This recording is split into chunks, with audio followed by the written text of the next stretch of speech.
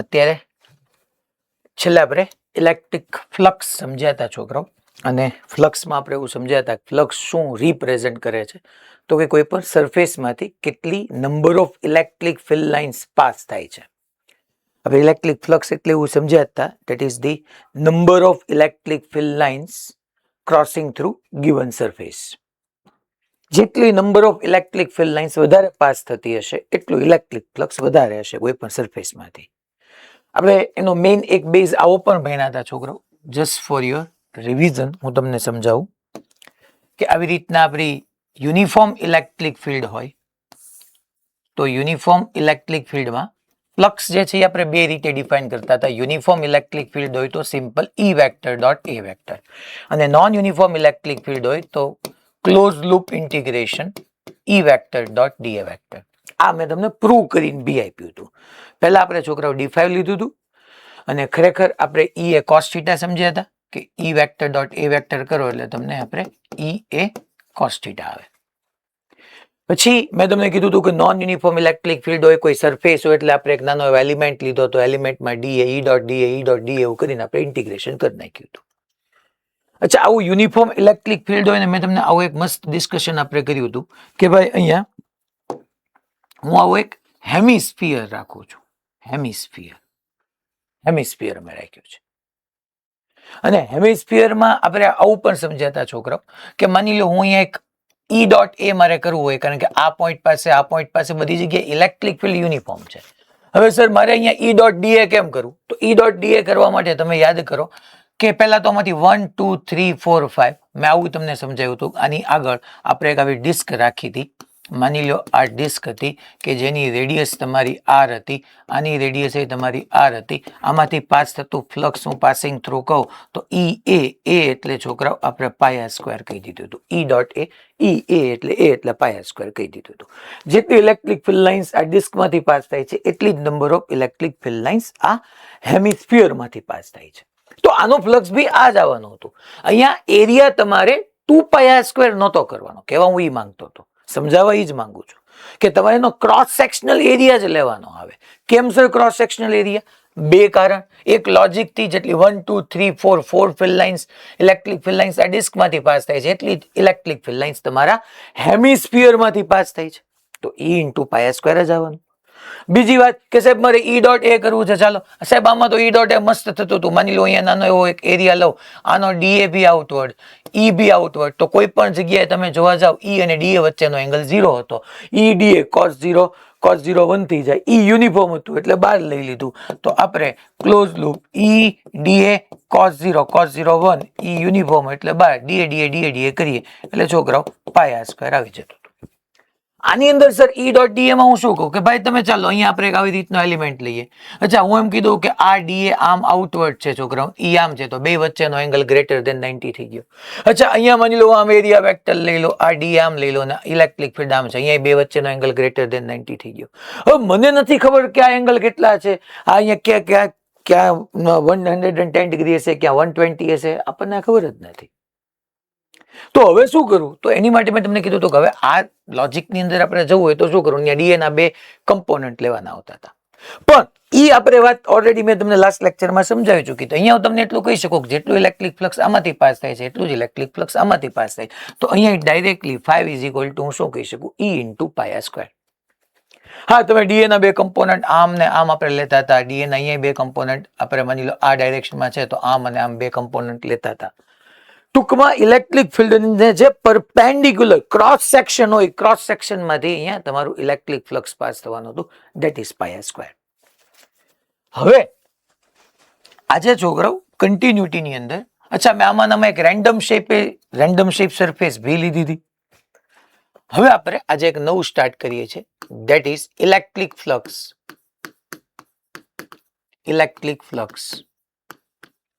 That means number of electric field lines, electric flux due to point charge. Electric flux due to point charge.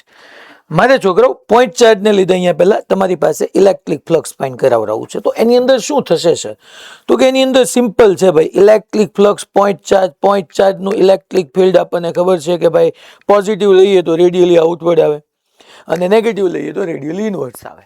હું અહીંયા છોકરાઓ તમારી સામે આવી રીતનો એક પોઝિટિવ ચાર્જ લઉં છું, આ પ્લસ ક્યુ ચાર્જ છે. અચ્છા, પ્લસ ક્યુ ચાર્જ હશે તો એનું ઇલેક્ટ્રિક ફિલ્ડ આમ રેડિયલી આઉટવર્ડ આવશે, આમ રેડિયલી આઉટવર્ડ્સ,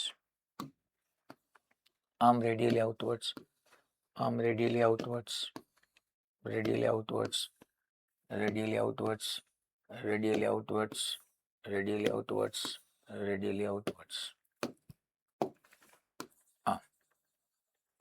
અહીંયા તમારો ચાર્જ પડ્યો તો એનું ઇલેક્ટ્રિક ફિલ્ડ બધી ડાયરેક્શનમાં રેડિયલી આઉટવર્ડ્સ આવ્યું. હવે મારે electric flux due to point charge. અચ્છા, આની અંદરથી 360 ડિગ્રી બધી બાજુએથી ઇલેક્ટ્રિક ફ્લક્સ ટૂંકમાં ઇલેક્ટ્રિક ફિલ્ડ લાઇન્સ આવવાની. હું છોકરાઓ અહીંયા એક આને ક્લોઝ કરવું પડે, કારણ કે યાદ કરો મેં તમને કીધું હતું કે ફ્લક્સ 5 = E.da ની અંદર આપણે સરફેસ એરિયા લેતા હતા. તો હું એક કામ કરું કે અહીંયા એક છોકરાઓ આવી રીતનો એક સ્ફિયર વિચાર કરું, આવી રીતનો એક સોલિડ સ્ફિયર આપણે લઈ લઈએ. હવે આ છોકરાઓ સોલિડ સ્ફિયર છે, ચલો આ સોલિડ સ્ફિયર મેં લીધો, એના સેન્ટર પર પ્લસ ક્યુ ચાર્જ પડ્યો તો મારામાંથી ઇલેક્ટ્રિક ફ્લક્સ કેટલું આવે એ જોઈએ છે.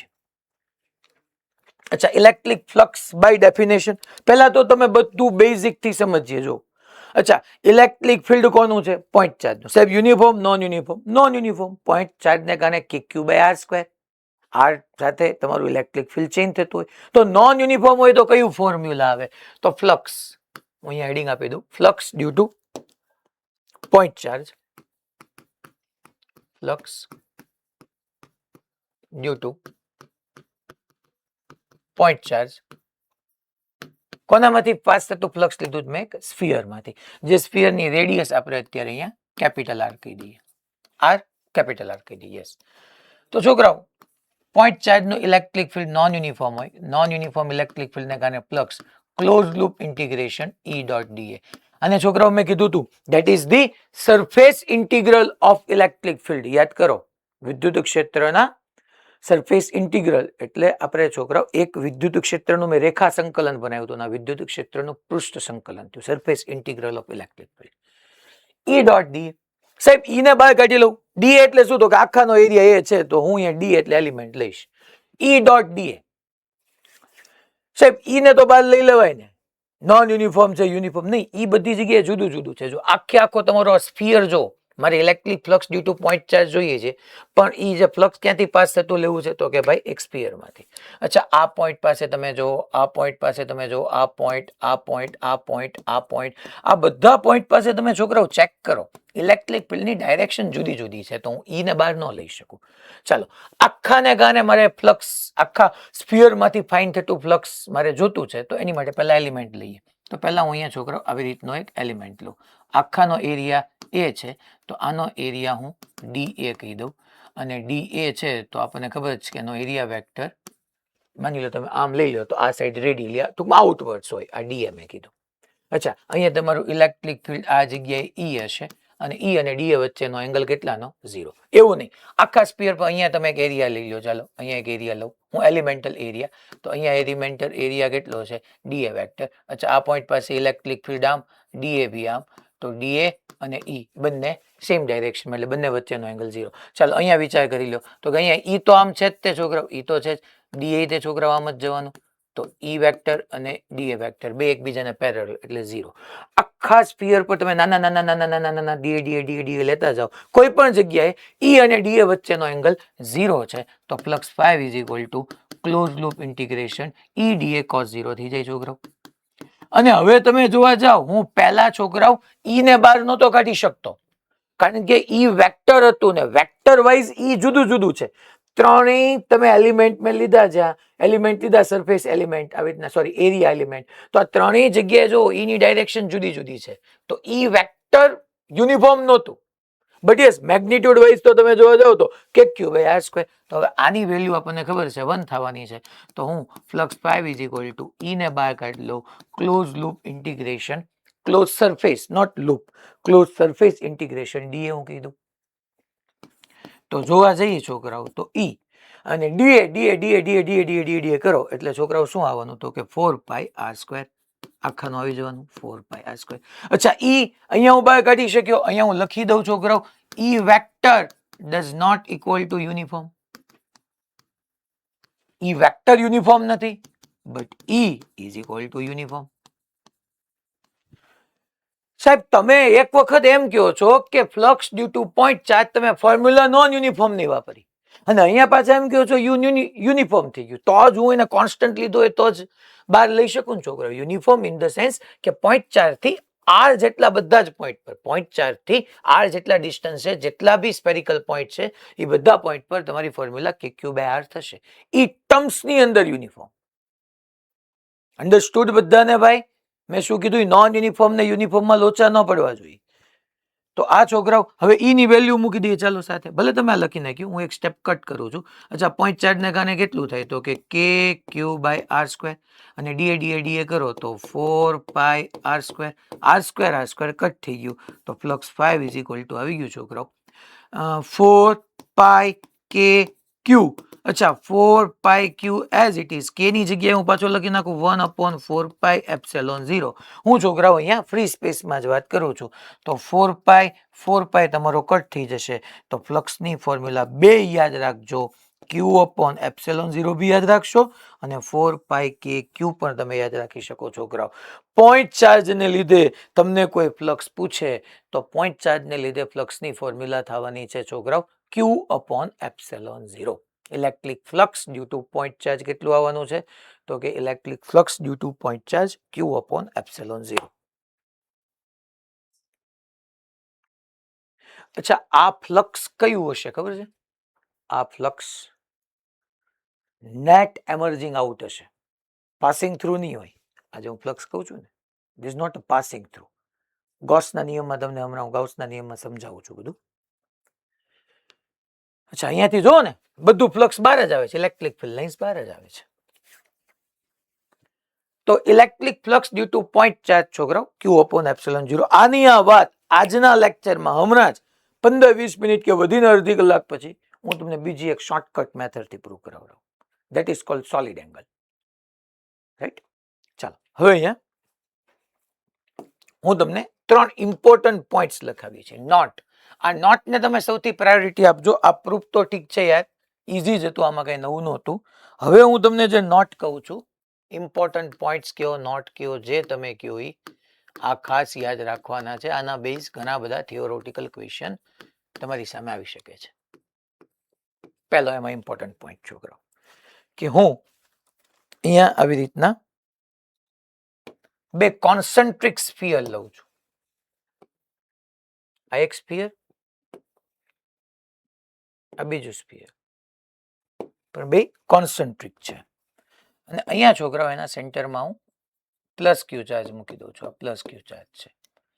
આની રેડિયસ R1 છે, આની રેડિયસ R2 છે. એકની રેડિયસ R1, એકની રેડિયસ R2.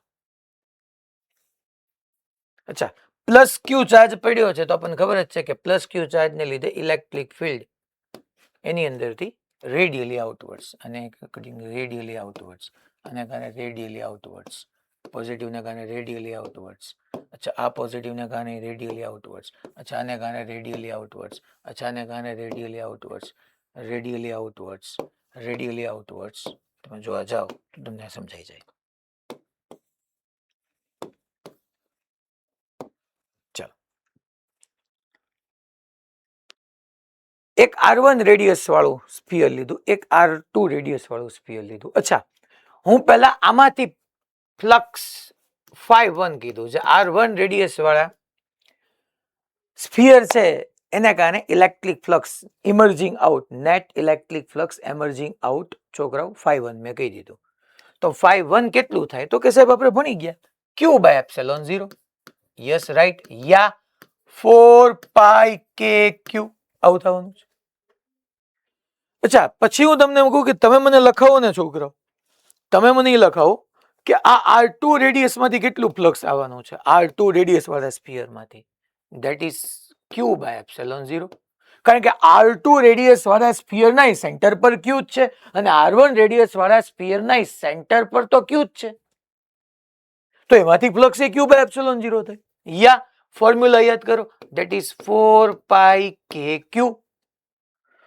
તો હું છોકરાઓ એક R1 રેડિયસ વાળું મેં સ્ફિયર દોર્યું, પછી કોસેન્ટ્રિક મેં સેમ R2 રેડિયસ વાળું સ્ફિયર ડ્રો કર્યું, R3 રેડિયસ વાળું સ્ફિયર ડ્રો કર્યું, બધામાંથી net flux emerging out same જ છે. ધેટ મીન્સ કે છોકરાઓ એનો મિનિંગ એવો થઈ ગયો કે φ1 ઇઝ ઇક્વલ ટુ φ2. હજી માની લો એકાદું ત્રીજું સ્ફિયર ડ્રો કરું તો φ3. હું છોકરાઓ પોઈન્ટ ચાર્જને સેન્ટરમાં રાખીને ગમે એટલા સ્ફિયર અલગ અલગ રેડિયસ વાળા રહું, બધામાંથી net flux emerging out same જ આવવાનું છે. અને એ બહુ ઓબ્વિયસ વાત છે ને, બે રીતે ઓબ્વિયસ છે. પહેલું કે R1 રેડિયસ વાળું મેં સ્ફિયર લીધું, એમાંથી તમે કેલ્ક્યુલેટ કરો 1 2 3 4 5 6 7 8 ઇલેક્ટ્રિક ફિલ્ડ લાઇન્સ પાસ થાય છે. અચ્છા, R2 રેડિયસ વાળું તમે સ્ફિયર જો 1 2 3 4 5 6 7 8, R1 રેડિયસ વાળા સ્ફિયર માંથી 8 ફિલ્ડ લાઇન્સ પાસ થાય છે, R2 રેડિયસ વાળા સ્ફિયર માંથી 8 ઇલેક્ટ્રિક ફિલ્ડ લાઇન્સ પાસ થાય છે. તો ઇલેક્ટ્રિક ફિલ્ડ લાઇન્સ તો બેમાંથી સેમ છે, તો ફ્લક્સ સેમ આવવું જ પડે. ઓબ્વિયસ વાત છે યાર. માની લો હું R3 રેડિયસ વાળું એકાદું ત્રીજું સ્ફિયર લઉં તો એમાં 5 3 સેમ જ આવે. બીજી વાત કે આપણે જે ફોર્મ્યુલા ભણ્યા that is 4 pi KQ yeah Q upon epsilon 0, બંને ઇક્વેશન જો it is independent, from R. R independent છે. જો R ક્યાં ડિપેન્ડ કરે, ચાર ક્યાંય આવતો જ નથી. તો બે છોકરાઓ મેં તમને જેન્યુઅન પોઈન્ટ આપણે ઓબ્વિયસલી કહી શકીએ કે જેટલું ફર્સ્ટ સ્ફિયર માંથી નેટ એમર્જિંગ આઉટ ફ્લક્સ હશે એટલું જ સેકન્ડ સ્ફિયર માંથી નેટ એમર્જિંગ આઉટ ફ્લક્સ થવાનું છે. And that is φ1 is equal to φ2 is equal to φ3. અચ્છા, આ પહેલો ઇમ્પોર્ટન્ટ પોઈન્ટ. હવે આપણે એક સેકન્ડ ઇમ્પોર્ટન્ટ પોઈન્ટ ડિસ્કસ કરીએ. ટૂંકમાં હજી આપણા ઇમ્પોર્ટન્ટ પોઈન્ટ્સ ની અંદર આ સેકન્ડ પોઈન્ટ. Hello sir. હા બેટા. સર, હા ભઈલા. આપણે સ્ફિયર માટે ભણ્યા કે સેમ સેન્ટર વાળા સ્ફિયર હોય અલગ અલગ રેડિયસ ના, તો એમાંથી પાઈ નેટ બધાયનું ઇક્વલ થાય તો ગમે શેપ માટે વેલિડ છે કે ઓન્લી સ્ફિયર માટે જ છે? ના, હમણાં ગમે શેપ માટે હાલે. ઓકે. કે આર ક્યાં આવે જ છે બેટા. એટલે તું મારો ત્રીજો પોઈન્ટ છે તે પૂછ્યો ને એટલે હું કહી દઉં કે આમ પ્લસ ક્યુ હોય, આવી સરફેસ હોય તો આમાં શું આવે? Q by epsilon 0. આ શું છે? આ સરફેસ છે કે ધાગો છે? સરફેસ. ક્લોઝ સરફેસ, બંધ સપાટી હોવી પડે. હલો, અહીંયા આપણે કયું ઇન્ટિગ્રલ ભણીએ છીએ? Surface integral. પરમદિના લેક્ચરમાં મેં કીધું હતું અહીંયા આપણે ડીએ એરિયા આવે છે. એરિયા એટલે સમજાય ને, સરફેસ. મેં કીધું બોલો તમે રબરનો બોલ લ્યો, એ ક્લોઝ સરફેસ, એવી ક્લોઝ સરફેસ હોવી પડે. લખતા નહીં અત્યારે, હું તમને પોઈન્ટ નંબર 3 લખાવવાનો જ છું. આ ક્લોઝ સરફેસ છે. તો આમાંથી બહાર આવતું ફ્લક્સ હું તમને પૂછું, આમાંથી આપણે ફ્લક્સ પૂછીએ તો એ Q અપોન એપ્સિલોન 0 થાય. રાઈટ. પોઈન્ટ નંબર 3 આપણો આ જ છે બેટા. પણ એ પહેલા હજી હું તને બીજો એક ઇમ્પોર્ટન્ટ પોઈન્ટ કહી દઉં. તે વિચાર્યું સરસ જ વિચાર્યું, પણ હવે જો આવું કાંઈક હોય તો માની લો હું છોકરાઓ આ એક માની લો સ્ફિયર છે, આ રેડિયસ નો, એના સેન્ટરમાં ચાર્જ છે, પ્લસ ક્યુ ચાર્જ છે સેન્ટરમાં. અને તમને ખબર જ છે કે એમાંથી જે ફિલ્ડ લાઇન્સ બહાર આવવાની છે એ આવી રીતના આમ રેડિયલી આઉટવર્ડ્સ આમ બહાર આવશે, રેડિયલી આઉટવર્ડ્સ આમ બહાર આવશે, રેડિયલી આઉટવર્ડ્સ આમ બહાર આવશે, રેડિયલી આઉટવર્ડ્સ આમ બહાર આવશે, આમ બહાર આવશે, આમ બહાર આવશે,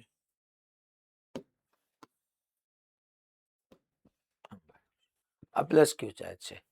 અને electric field lines radially positive ચાર્જની આમ આઉટવર્ડ આવશે. આનું ફ્લક્સ તમને ખબર જ છે ક્યુ બાય એપ્સિલોન 0. હવે હું એક બીજો સ્ફિયર લઉં, હું એમ કહું છું આવો સ્ફિયર બીજો એક.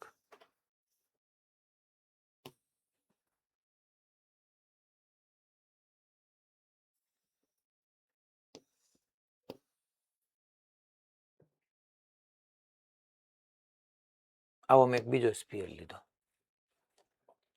અચ્છા, ઓલો જે પહેલો સ્ફિયર હતો એની રેડિયસ હું R1 કીધું.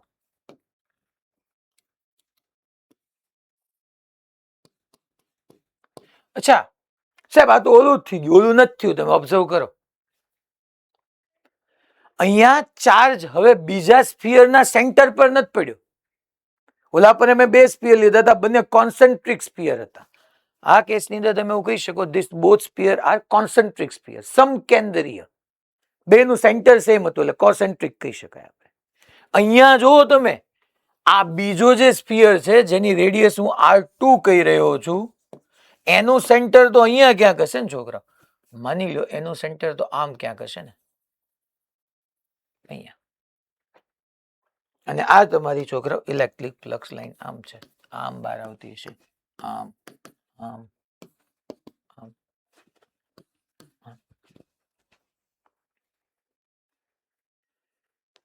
હવે હું તમને કહું કે ભાઈ આની માટે માની લો આપણે phi1 લખી નાખીએ, આની માટે phi1 લખી નાખીએ, આની માટે ફ્લક્સ phi2 લખી નાખીએ.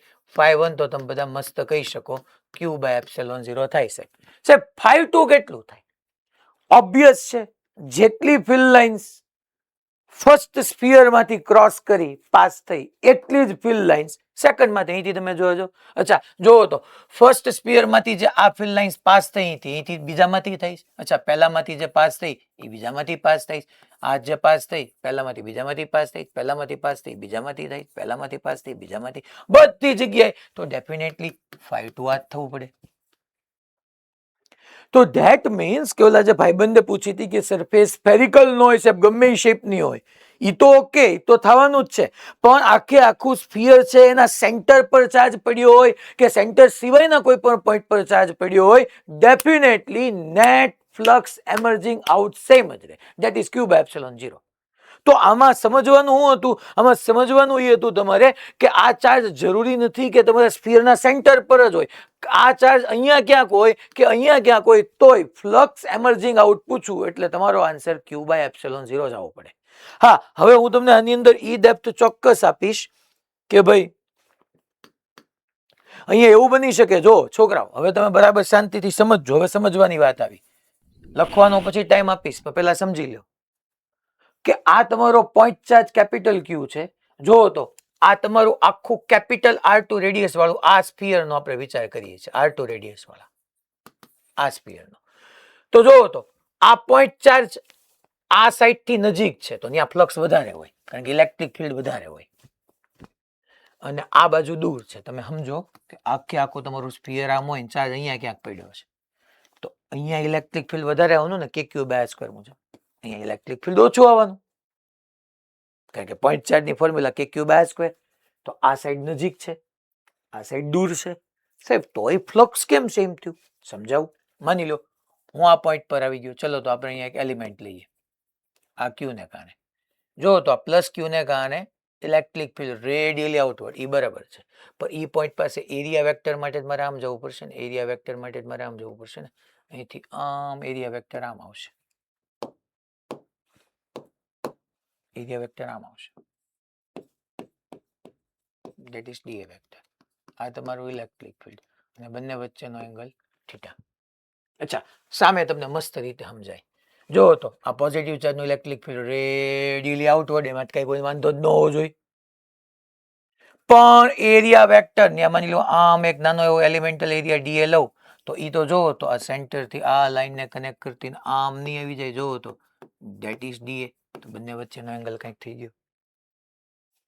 અચ્છા હજી તમને બેસ્ટ રીતે માની લો અહીંયા લઈ લી. અચ્છા પોઝિટિવ ચાર્જ ને કારણે radially electric field outward, but area vector માટે મારે આ કાંઈ Q નહીં પકડાય ને, એના માટે મારે સેન્ટર પર જવું પડે. તો dA આમ આવ્યું. ઈ આમ આવ્યું. બધી જ જગ્યાએ ઈડીએ કોસ થીટા. મને નથી ખબર કે અહીંયા છોકરાઓ ઈ કેટલું હશે, અહીંયા કેટલું ઈ હશે, પણ હા હું એવું તમને કહી શકું છોકરાઓ કે ફ્લક્સ 5 ઇઝ ઇક્વલ ટુ આપણે ઈ ડોટ ડીએ કરીએ, ઈ ડોટ ડીએ કરીએ તો અહીંયા ક્યાંક એંગલ થીટા લેસ દેન 90 આવશે, ક્યાંક થીટા ગ્રેટર દેન 90 આવશે. જે થશે કેટલુંક પ્લસ થશે, કેટલુંક માઇનસ, નેટ તમારું જોવા જાવ તો ક્યુ બાય એપ્સિલોન 0 જવાનું છે. હા, કારણ કે ડીએ માટે જો ને મારે આમ લેવું પડશે, આમ ડીએ, જો મારે આમ ડીએ જવું પડશે, અહીંયા મારે આમ ડીએ જવું પડ્યું. પણ ટોટલ છોકરાઓ હું flux 5 equal to E dot dA થી નહીં ડિસાઈડ કરી શકું ને, મારી પાસે કયા જગ્યાએ કેટલા થીટા છે નથી ખબર. એટલે હું લોજિક થી વાત અલગ લઉં કે સેન્ટર પર રાખો, જે ફિલ્ડ લાઇન્સ બહાર આવે છે આડો ઓળો ગમે ત્યાં લઈ જાઉં, ફિલ્ડ લાઇન્સ તો એટલી જ બહાર આવે છે ને, તો ફ્લક્સ એટલું જ રહેવાનું, ધેટ્સ ઇટ. અલા ખબર પડી ભાઈ મેં હું કીધું ઈ? આ હું નથી નક્કી કરી શકતો, હું એમ સમજાવું છું. કારણ કે બધી જગ્યાએ મને નથી ખબર કેટલો એરિયા, પણ ફિલ્ડ લાઇન્સ બહાર આવવાની સેમ છે. તો બીજો ઇમ્પોર્ટન્ટ પોઈન્ટ છે કે ભાઈ ચાર્જ ઇનસાઇડ ધ સ્ફિયર ગમે ત્યાં પડ્યો હોય, નેટ ફ્લક્સ આ જ થાય છે. ત્રીજું જ્યાં ભાઈબંધો ઓલાએ પૂછ્યું એ પ્રશ્ન, અચ્છા કોકને લખવાનું બાકી હશે, મેં ના પડી હતી, નોટ ડાઉન કરવાનું બાકી હોય નોટ ડાઉન કરી લો, કારણ કે આ પોઈન્ટ બધા ઇમ્પોર્ટન્ટ તમારા હતા એટલા માટે નોટ ડાઉન કરવું એ જરૂરી પણ હતું. આજે મને આ ચોખ્ખા દેખાના પહેલી વાર હો ભાઈ, જીસીઆઈ જામનગર વાળા, બાકી એવી કોઈ દી વ્યવસ્થિત દેખાય એવું પોસિબલ ન બને.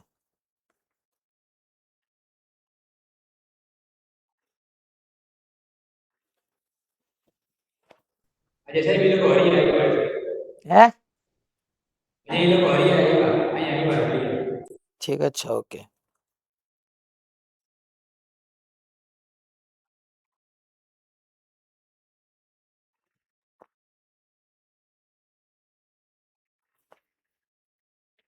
ચલો નોટ ડાઉન થઈ ગયું છે. ધેન આપણે પોઈન્ટ નંબર 3 લઈએ. ટૂંકમાં અહીંયા એક લખવું હોય તો લખી નાખજો, that is not concentric sphere, not concentric sphere. આ કઈ સમકેન્દ્રીય ગોળાઓ નથી. તો આપણે છોકરાઓ આવું સમજ્યા. ટૂંકમાં હું તમને એવું કહેવા માંગુ છું કે આવી રીતનો એક સ્ફિયર હોય, અહીંયા ક્યાંક ચાર્જ પડ્યો હોય તો પણ એમાંથી બહાર આવતું ફ્લક્સ તમને એવું ડેફિનેટલી એક વખત લાગશે છોકરાઓ કે આ કેપિટલ ક્યુ ને કારણે આ સાઈડ પર છોકરાઓ ઇલેક્ટ્રિક ફિલ્ડ વધારે હશે, અહીંયા ઇલેક્ટ્રિક ફિલ્ડ ઓછું હશે, બટ હું ફ્લક્સ લખું તો એ ક્યુ બાય એપ્સિલોન 0 જ આવશે. એનો મિનિંગ છોકરાઓ એવો થઈ ગયો ને કે માની લો હું કોઈ પણ આવા આર્બિટરી શેપનો રેન્ડમ શેપ સરફેસ, રેન્ડમ યા આર્બિટરી રેન્ડમ શેપ્ડ સરફેસ યા આર્બિટરી શેપ, છોકરાઓ આ સરફેસ હું જો પહેલી વખત આવું ગુજરાતીમાં લખું છું કારણ કે આ તમને સમજાય જોઈએ. આ બંધ સપાટી હોવી જોઈએ, બંધ સપાટી, ઢાંકેલી આખે આખી આમ, કારણ કે હું આવું ડ્રો કરું ને એટલે ઘણાને બાઉન્ડ્રી સમજે છે કે એક દોરો હોય ને, દોરો કેમ થઈ ગયો, અરે આ બંધ સપાટી ઢંકાયેલી હોવું જોઈએ આખું, અને એની અંદર હું આવું કોઈક ચાર્જ મૂકું તો એ પછી ગમે એવા શેપની હોય છોકરાઓ, ગમે એની અમે ચાર્જ મૂક્યો હોય, નેટ ફ્લક્સ એમર્જિંગ આઉટ તમને કોઈ પૂછે અહીંયા ફ્લક્સ 5 ઇઝ ઇક્વલ ટુ તમે છોકરાઓ ક્યુ અપોન એપ્સિલોન 0 જ કહી શકો, એમાં કાંઈ વાંધો ન આવે.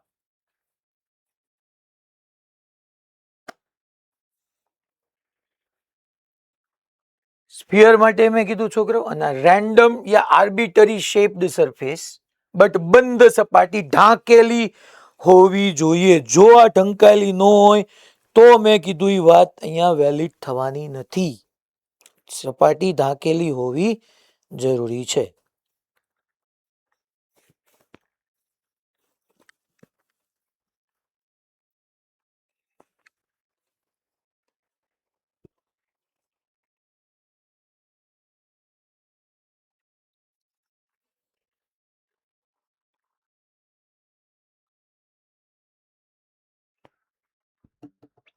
રેડી?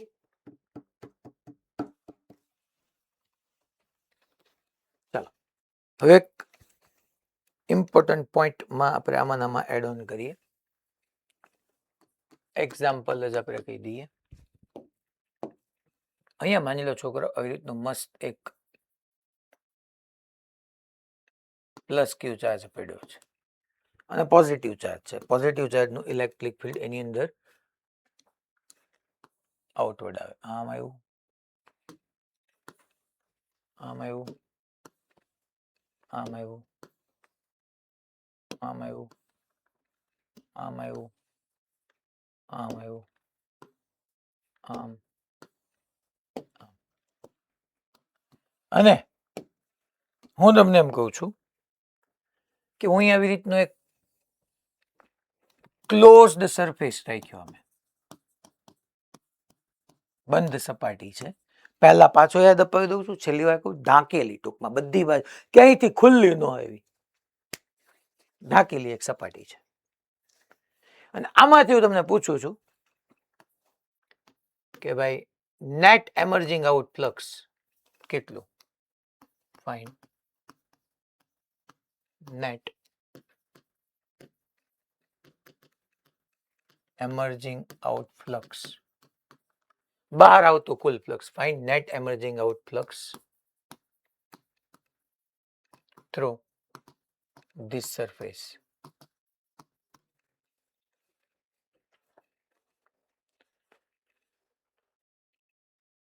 છોકરાઓ આ પોઈન્ટ ચાર્જનું ઇલેક્ટ્રિક ફિલ્ડ તો નોન યુનિફોર્મ ઇલેક્ટ્રિક ફિલ્ડ આવે.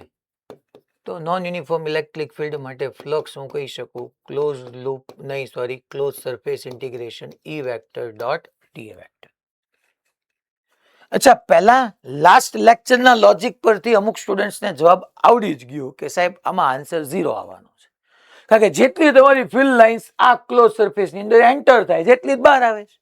મેં કીધું હતું કે જેટલી એન્ટર થતી હોય અને મેં કીધું હતું કે એન્ટર થતી ઇલેક્ટ્રિક ફિલ્ડ લાઇન્સને અકોર્ડિંગ ફ્લક્સ નેગેટિવ આવે અને એમર્જિંગ આઉટ થતી ફિલ્ડ લાઇન્સને અકોર્ડિંગ ફ્લક્સ પોઝિટિવ આવે. આપણે એવું સમજ્યા હતા, યાદ છે ને? કે 5E નેગેટિવ હોય અને 5 આઉટ પોઝિટિવ હોય. તો આમાંથી તમને કોઈ જગ્યાએ net emerging out flux through this surface પૂછે તો આપણો એક આન્સર તો આવી ગયો, that is 5 is equal to 0. પતી ગયો ક્વેશ્ચન. કારણ કે જેટલી ફિલ્ડ લાઇન્સ એન્ટર થાય એટલી જ ફિલ્ડ લાઇન્સ બહાર આવે છે. Because of number of electric field lines entering is equal to number of electric field lines emerging. entering એટલે દાખલ થતું, emerging એટલે બહાર આવતું. સાહેબ એમની આમાં તમે લોજિક થી સમજાવો ઈ ડોટ ડી એ કઈ રીતે એમ. આ તો તમે બરાબર છે કહી દીધું, હાલો લોજિક થી હું તમને સમજાવું. અચ્છા, પોઈન્ટ ચાર્જ ને કારણે છોકરાઓ આ પોઈન્ટ પાસે તમને ઇલેક્ટ્રિક ફિલ્ડ તો આ ડાયરેક્શનમાં મળશે જ. ઓકે, નો પ્રોબ્લેમ. અચ્છા, એ સરફેસ લઉં તો સરફેસ પર હું આવી રીતનો માની લો એલિમેન્ટ લઉં તો છોકરાઓ એલિમેન્ટ લઈએ, આખાનું એરિયા એ એલિમેન્ટનો એરિયા ડી એ, તો આ ડી આમ નહીં આવે છોકરો. બે વચ્ચે કઈક એંગલ બનશે, સાહેબ બનશે ને, કેમ ન બને? અચ્છા, આ પોઈન્ટ પાસે જો, અચ્છા અહીંયા જોવો તો કે અહીંયા સાહેબ હું કઈક એલિમેન્ટ લઉં, પહેલા અહીંયા લઉં, માની લો આવી રીતનો મેં એક એલિમેન્ટ લીધો, એલિમેન્ટ છે. અચ્છા, ઇલેક્ટ્રિક ફિલ્ડ આમ જ છે, આ ડી એલિમેન્ટ આમ મેં લીધો, ઇલેક્ટ્રિક ફિલ્ડ તમારું આમ જ છે, બે વચ્ચે કઈક એંગલ ન બન્યું. અચ્છા, એવી રીતના અહીંયા માની લો અહીંયા આપણે આમ એલિમેન્ટ લઈએ, સરફેસ આમ કંઈક હશે, એલિમેન્ટ ડી આમ હશે અને ઇલેક્ટ્રિક ફિલ્ડ તો આમ તમને શો કર્યું જ છે, એની વચ્ચે કઈક એંગલ ન બન્યું. તમે જો જ્યાં જ્યાં 5 ઇન આવે છે ને ત્યાં એંગલ થીટા ગ્રેટર ધેન 90 થવાનો છે અને જ્યાં જ્યાં તમારું ઇલેક્ટ્રિક ફિલ્ડ બહાર આવે છે ત્યાં આપણે કહી શકીએ કે એંગલ લેસ ધેન 90 આવવાનો છે. સાઈડ સ્ક્રીન બંધ થઈને શરૂ થાય એવું થાય છે કે મને જ અહીંયા એવું લાગે છે થાય છે ને? હે ને, ક્યારનું એવું થાય છે ને સ્ક્રીન બંધ. શું કીધું તે? અચ્છા, કાલના લેક્ચરમાં એવું થતું હતું. ઋતિકભાઈ એવું કેમ થાય છે? ક્યારનું એવું થાય છે, મને એક બે વખત લાગ્યું, મેં કીધું હવે વાંધો નહીં, આપણું લેક્ચર શરૂ રાખીએ, પણ આવું થવું ન જોઈએ ખરેખર. તો આ ક્લોઝ સરફેસ છે, તો મારું કહેવાનું એમ છે કે અહીંથી જેટલું એન્ટરિંગ ફ્લક્સ છે, એન્ટરિંગ થતું 5 in માઇનસ છે, એટલું જ સામે 5 in પ્લસ છે, કારણ કે અહીંયા એંગલ તમારા થીટા ગ્રેટર દેન 90 આવવાના, અહીંયા તમારા થીટા એંગલ લેસ દેન 90 આવવાના. તમે બધી જગ્યાએ ઈ ડોટ ડીએ ઇન્ટિગ્રેશન એટલે સમેશન કરવા જાઓ તો એન્ટરિંગ ફ્લક્સ માઇનસ આવે અને આઉટગોઈંગ ફ્લક્સ પોઝિટિવ આવે, negative flux positive flux, net flux 0. That's it. Clear? Okay fine. હવે આપણે છોકરાઓ ગાઉસ લો સમજીએ. હવે આપણે લઈ રહ્યા છીએ ગાઉસ લો. આની અંદર અચ્છા, આમાં એક નોટ, ઇમ્પોર્ટન્ટ નોટ લખાવી દઉં જે તમને કામ લાગશે. એટલે તમે આવું ન સમજતા, શું આ પોઈન્ટ પાસે મેં જે અલગ કલરથી પોઈન્ટ કર્યા, આ પોઈન્ટ, આ પોઈન્ટ, આ પોઈન્ટ, આ પોઈન્ટ, શું એ પોઈન્ટ પાસે નેટ ઇલેક્ટ્રિક ફિલ્ડ 0 છે? ના ના, સરફેસના દરેક પોઈન્ટ પાસે ઇલેક્ટ્રિક ફિલ્ડ 0 નથી. ઇલેક્ટ્રિક ફિલ્ડ તો એક્ઝિસ્ટ કરે જ છે, બટ ઈ ડોટ ડીએ વચ્ચેના એંગલો એવા સેટ થાય છે કે નેટ એમર્જિંગ આઉટ ફ્લક્સ 0 થઈ જાય છે. સો અહીંયા હું નોટ ઈ લખવા માંગુ છું that net electric field on every point of surface, net electric field on every point of surface, net electric field on every point of surface is not 0. Net electric field on every point of surface does not 0, but surface integral of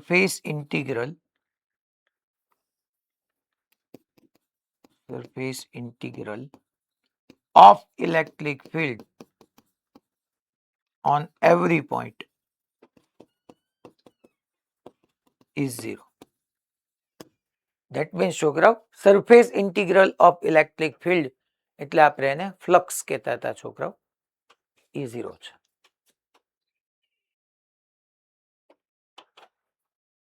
ચલો હા, જેને not કરવું એ not કરી લે ફટાફટ. હા,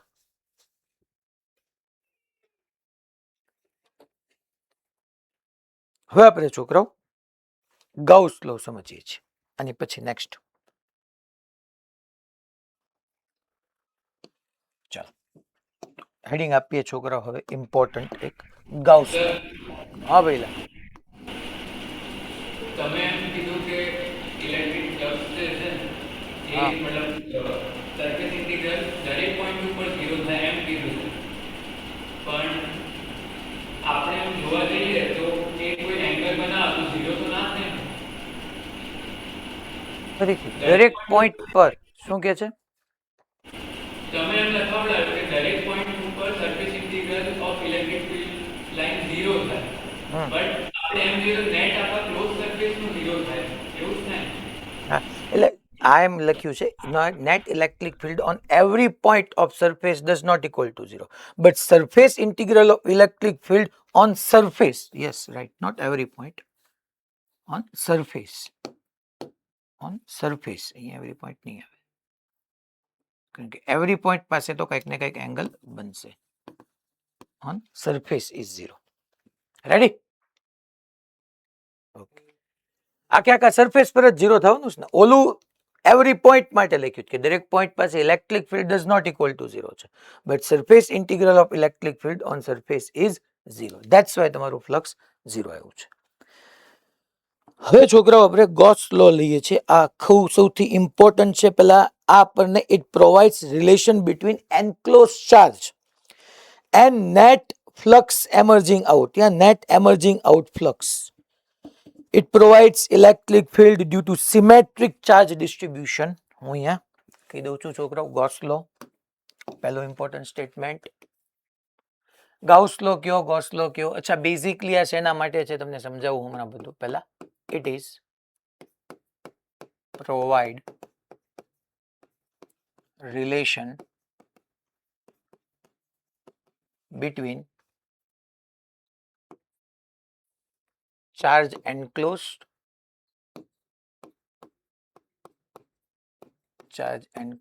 and net emerging out flux.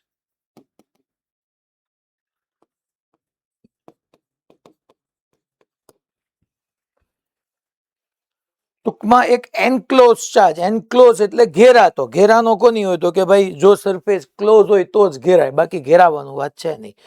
અને it provides electric field due to symmetric charge distribution. Symmetric charge distribution કેવું હોય તમે હમણાં સમજાવીશ. It provides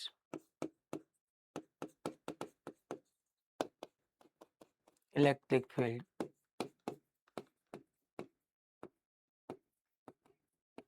due to symmetric charge distribution.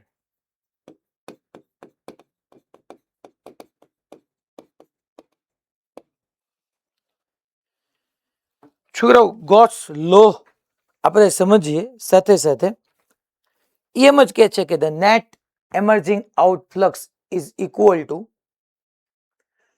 1/ε0 times enclose charge. આપણે એને 2-3 રીતે લખી શકીએ છોકરાઓ, પણ પહેલા આખો લો સમજીએ. જો હું આવી રીતના ઘણા બધા પોઈન્ટ ચાર્જીસ લઉં છું.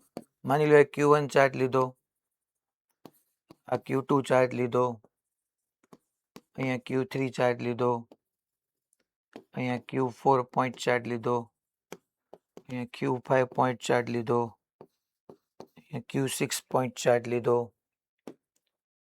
અહીંયા Q7 પોઈન્ટ ચાર્જ લીધો. મેં આવા 7 પોઈન્ટ ચાર્જીસ લીધા.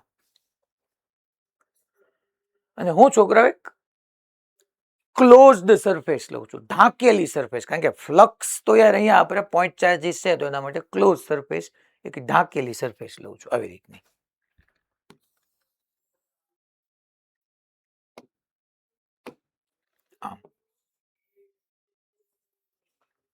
આવી રીતે મેં એક ઢાંકેલી સરફેસ લીધી.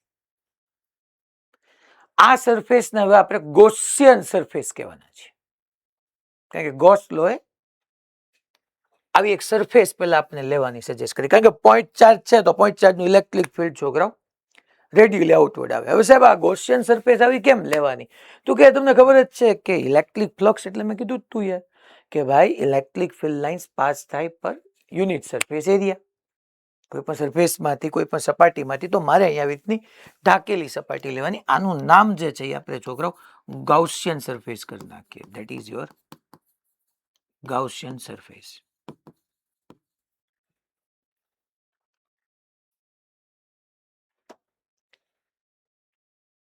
હવે આ બધા પોઈન્ટ ચાર્જ છે.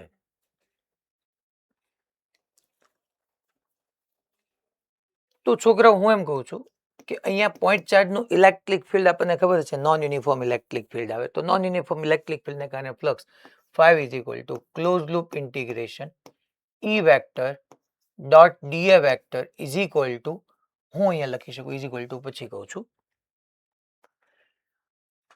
હવે આ ગોસ લો એમ કહે છે is equal to sigma q, that means કે enclosed charge upon epsilon 0. Sigma q, that is enclosed charge. જેટલા બી ચાર્જ છે બધાનો એલ્જેબ્રિક સમ. સિગ્મા ક્યુ અપોન એપ્સિલોન 0. ક્યુ તમ તારે કેપિટલ છે તો આપણે કેપિટલ કરી નાખશું.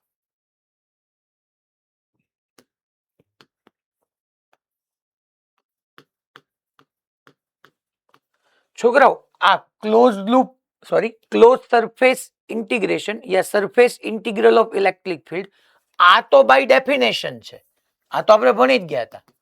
That is by definition. ફ્લક્સની ડેફિનેશન જ આવી રીતના આપી હતી આપણે. Sigma Q upon epsilon 0, that is your Gauss law. આ ગાઉસ લો છે.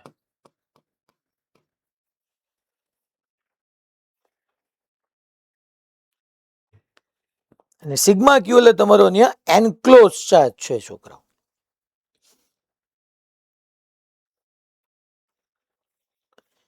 સો નેટ એમર્જિંગ આઉટફ્લક્સ આપણે કહી શકીએ અહીંયા 5 એ તમારું નેટ એમર્જિંગ આઉટફ્લક્સ છે. તો the net emerging outflux from a close surface is equal to close surface એટલે છોકરાઓ close loop integration E vector dot DA vector આપે કહેતા હતા is equal to product of net enclose charge and permeability of free space. હું અહીંયા statement લખું છું આ ગોસ લો નું, પછી તમને આખી વસ્તુને સમજાવું છું. જોજો કે ભાઈ ધી નેટ એમર્જિંગ આઉટફ્લક્સ એટલે 5 બહાર આવતું. The net emerging outflux is equal to the net emerging outflux from a closed surface બંધ સપાટી જરૂરી છે છોકરાઓ. from a closed surface is equal to product of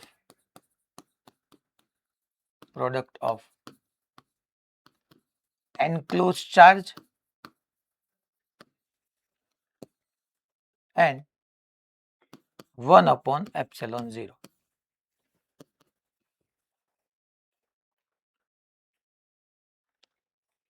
The net આ 5 હું ક્યારનો કહી રહ્યો છું છોકરાઓ કે 5 જે છે આપણું નેટ એમર્જિંગ આઉટફ્લક્સ છે અને net emerging outflux from a close surface main વાત from a close surface is equal to product of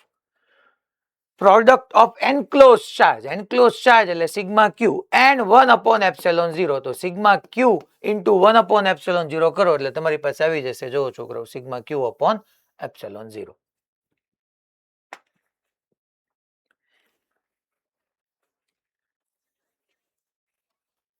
ચાલો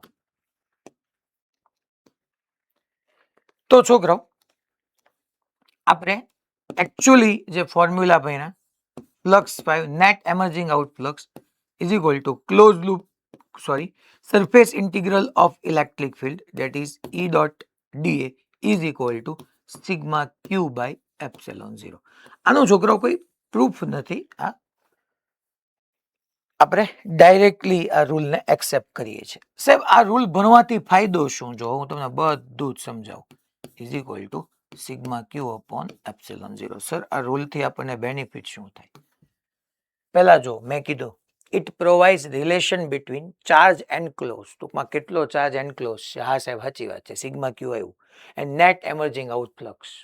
તો ભાઈ આખું લખું છું આમ, બટ તમને કોઈ એક્ઝેક્ટલી ગોસ લો પૂછે તો તમારે આ જ બે સ્ટેટમેન્ટ આવે. 5 is equal to sigma Q upon epsilon 0. કારણ કે ઈ ગોસ લો છે. Close loop surface integral of electric field જે છે એ તો શું છે છોકરો? બાય ડેફિનેશન ફ્લક્સ છે. પછી second point, it provides electric field due to symmetric charge distribution. ટૂંકમાં છોકરાઓ આપણને ઇલેક્ટ્રિક ફિલ્ડ જ પાછું ફાઇન્ડ કરવાનું છે. પાછું હમણાં આજે તમને હમણાં જ બનાવીશ કે ભાઈ શેલની ઇનસાઇડ ઇલેક્ટ્રિક ફિલ્ડ કેટલું હોય? 0. પછી હોલો સ્ફિયર હોય કે શેલ હોય એની આઉટસાઇડ કેટલું હોય તો કે KQ by R square. Solid sphere હોય એની બહાર કેટલું હોય તો કે KQ બાય R સ્ક્વેર. અંદર કેટલું હોય તો કે KQ small r upon capital R cube. આ બધી ફોર્મ્યુલા જે પાછી પ્રૂવ કરવાના છે, કરવી જ પડશે, હાલશે જ નહીં. ઇનફાઇનાઇટલી લોંગ માની લો હું વાયર લઈ લઈશ તો એને કારણે ઇલેક્ટ્રિક ફિલ્ડ કેટલું તો કે ભાઈ આપણે ભણી ગયા 2k લેમડા બાય r યા lambda upon 2 pi epsilon 0 r. પાછી પ્રૂવ કરશું આજે. શીટને કારણે મેં તમને યાદ રખાયું હતું સિગ્મા અપોન 2 એપ્સિલોન 0. આજે આપણે પાછી પ્રૂવ કરશું. આ બધું પ્રૂવ ગોસ લો થી કરવાના છે યા ગાઉસ લો. આ ગાઉસ લો થી કેમ છે બધું પ્રૂવ કરવાના છે? તો ઓલાથી આપણે પહેલા તો પ્રૂવ કર્યું હતું ઈ સાચું કા સાચું? વધારે સાચું ઈ બે જ હતો આપણો કે જેમાં એલિમેન્ટ લીધું, એલિમેન્ટને કારણે ફાઇન કર્યું ને પછી ઇન્ટિગ્રેટ કર્યું. આનાથી મેથ્સ ઈઝી પડશે. ગાઉસ લો થી તમારું મેથ્સ ઈઝી બની જશે. તમે યાદ કરો, જો તમને યાદ આવે તો કે મેં electric field due to infinitely long વાયરને લીધે આપણે છોકરાઓ જે પ્રૂવ કરીએ અને અહીંયા હું ગોસ લો થી પ્રૂવ કરાવીશ, બધું ફટાફટ થશે. અહીંયા આપણે તમારું મેથેમેટિકલ કેલ્ક્યુલેશન શોર્ટ થઈ જશે ગાઉસ લો. બસ બીજો કોઈ બેનિફિટ નથી. પણ એની લિમિટેશન્સ બી છે કે સિમેટ્રિક ચાર્જ ડિસ્ટ્રીબ્યુશન એ કેવું સાહેબ ચાર્જ ડિસ્ટ્રીબ્યુશન એ મને સમજાવું તમને. બટ સિમેટ્રિક ચાર્જ ડિસ્ટ્રીબ્યુશન હોય તો જ તમારો ગાઉસ લો એપ્લિકેબલ છે, અધરવાઇઝ ગાઉસ લો એપ્લિકેબલ નથી. અને સેકન્ડ થિંગ કે એનાથી તમારું મેથ્સ ઇઝી બની જશે, બીજો કોઈ બેનિફિટ નથી. મેથેમેટિક્સ તમારું ઇઝી થઈ જવાનું છે.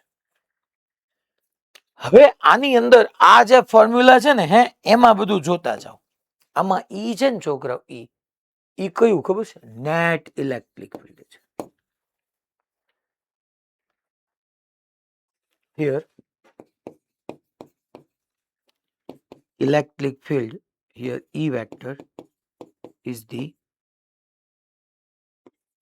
net electric field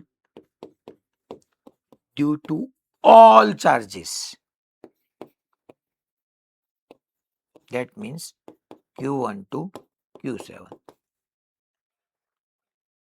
And sigma Q, it is only enclosed charges.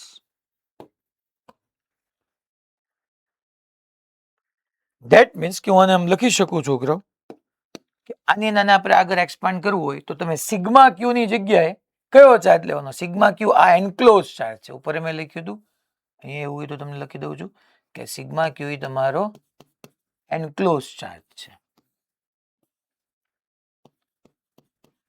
Enclose અને ઇઝ ઇક્વલ ટુ એન્ક્લોઝ કયા કયા એન્ક્લોઝ થયા? તો કે Q2 એન્ક્લોઝ થયો, Q5 એન્ક્લોઝ થયો, Q4 એન્ક્લોઝ થયો. તો Q2 plus Q4 plus Q5 upon epsilon 0. Q2 plus Q4 plus Q5 upon આપણે શું કહી શકીએ છોકરાઓ? એપ્સિલોન 0. આ સિગ્મા ક્યુ એન્ક્લોઝ આવ્યો.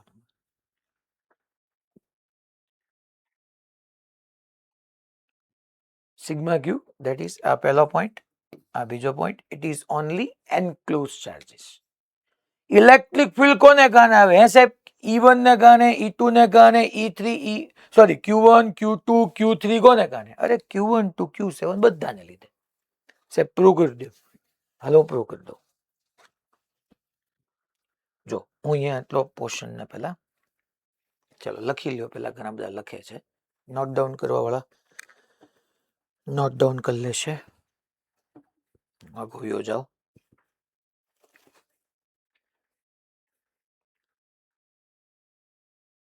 હલો, જુનાગઢમાં મત જીઓ, ફટાફટ રાખો, ફટાફટ કરો.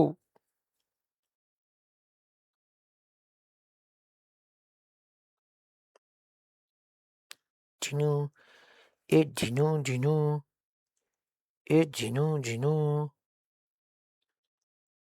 એ જીનું જીનું.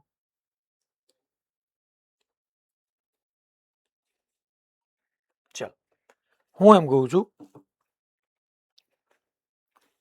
કે સિલેક્ટ કરવા દો.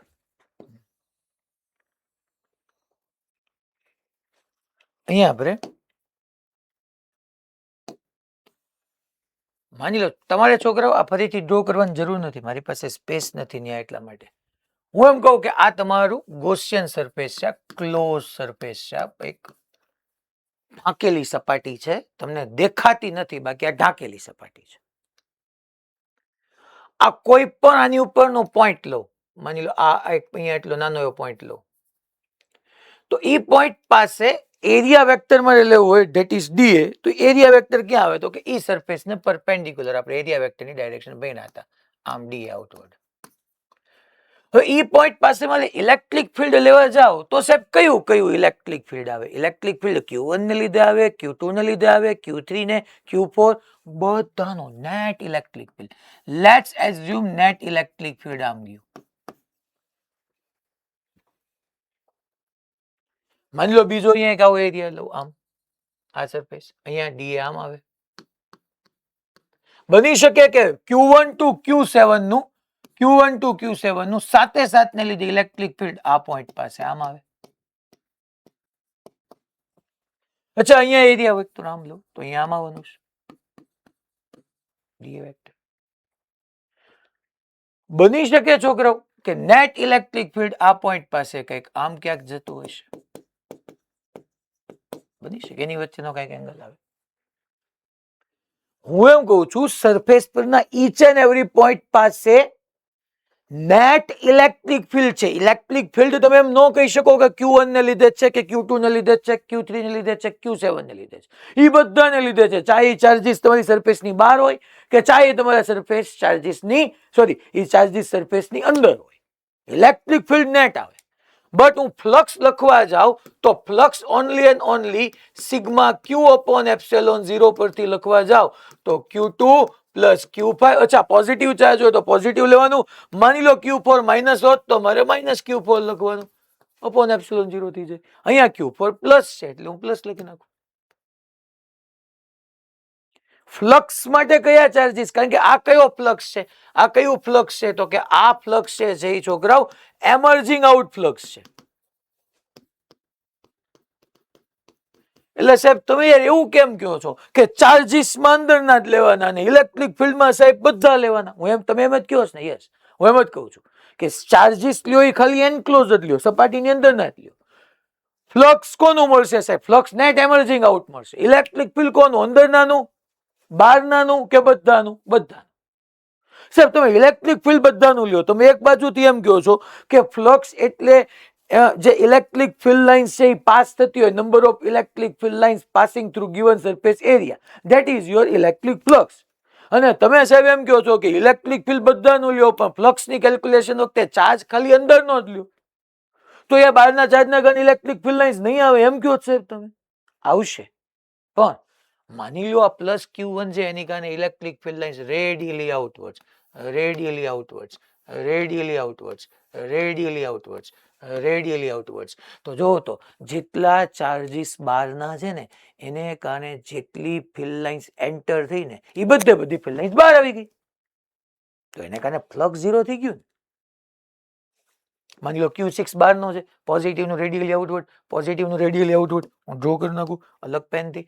પોઝિટિવનું રેડિયલી આઉટવર્ડ્સ, રેડિયલી આઉટવર્ડ્સ, આમ આમ રેડિયલી આઉટવર્ડ્સ, રેડિયલી આઉટવર્ડ્સ, રેડિયલી આઉટવર્ડ્સ, રેડિયલી આઉટવર્ડ્સ. બહાર જેટલા ચાર્જ છે એ બધા ચાર્જને લીધે જેટલી ઇલેક્ટ્રિક ફિલ્ડ લાઇન્સ એન્ટર થાય જેટલી જ ઇલેક્ટ્રિક ફિલ્ડ લાઇન્સ બહાર આવી જાય છે. અને આ તો મેં તમને લખાયું જ છે, આ તો એમર્જિંગ આઉટ ફ્લક્સ છે. દાખલ થતી માઇનસ, બહાર આવતું પ્લસ, તો ફ્લક્સ 0 થઈ ગયું. અંદરના ચાર્જીસ જેટલા છે ને અંદરના ચાર્જીસ તમે જોવા માંડો. તો આને પાછું હવે આવી રીતના તમે બીજી ફિગર ડ્રો કરીને કહી શકો. અંદરના ચાર્જીસ છે ને અંદરના ચાર્જીસ હે છોકરો, એને લીધે ખાલી આઉટવર્ડ જ આવશે. જો આમ રેડિયલી આઉટવર્ડ, અને કારણે આમ રેડિયલી આઉટવર્ડ, અને કારણે અચ્છા પોઝિટિવની આમ radially outward, radially outward, Q2 ને કારણે એમ રેડિયલી આઉટવર્ડ. તો અંદરના જેટલા ચાર્જીસ છે એને કારણે છોકરાઓ રેડિયલી આઉટવર્ડ્સ જ આવશે ઓનલી. આ Q2 ચાર્જ ને કારણે છે.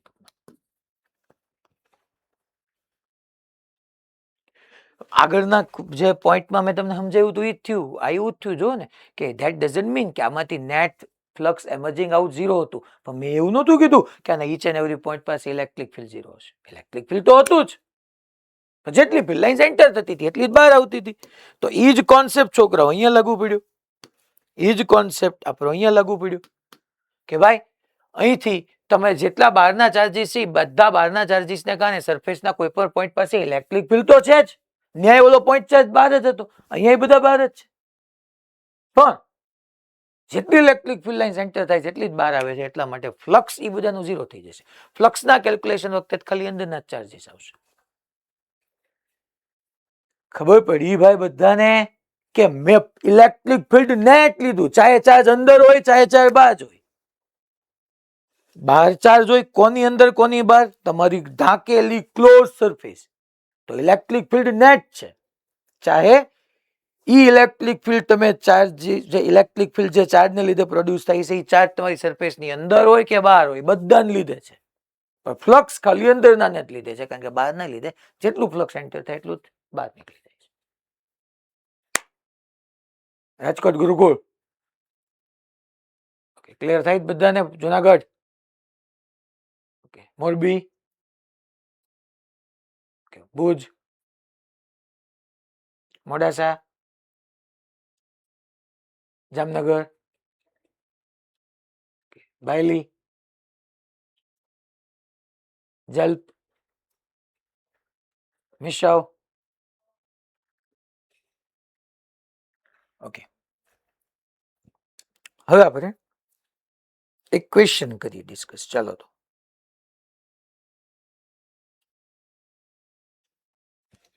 એક્ઝામ્પલ જ લઈએ છો.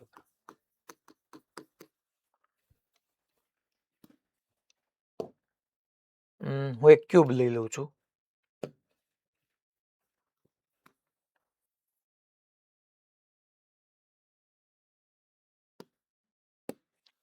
ક્યુબ એટલે આ એક ક્લોઝ સરફેસ જ થઈ. જો ગોસ લો માટે તમારી સરફેસ છે ને ક્લોઝ હોવી અનિવાર્ય છે. જો તમારી સરફેસ ક્લોઝ નહીં હોય તો ગોસ લો નું કઈ કામ નથી. આ વાત મારી બધા કાન ખોલીને સાંભળી લેજો. તમારી સરફેસ ક્લોઝ હોવી જરૂરી છે. અને ગોસ લો તમે શું યાદ રાખ્યો છોકરો? that is the net emerging out flux from a closed surface છે is equal to product of enclosed charge ટૂંકમાં enclosed charge and 1 upon epsilon 0. હવે મારું તમને અહીંયા કહેવાનો મિનિંગ એ છે છોકરો કે એક આપણે ક્લોઝ સરફેસ તરીકે મેં ક્યુબ લીધું. આના પહેલા જવાબ તમારે પાસેથી જ મારે જોઈ છે. અને હું અહીંયા એક્ઝેક્ટલી સેન્ટરમાં પ્લસ ક્યુ ચાર્જ રાખી દઉં. Fine.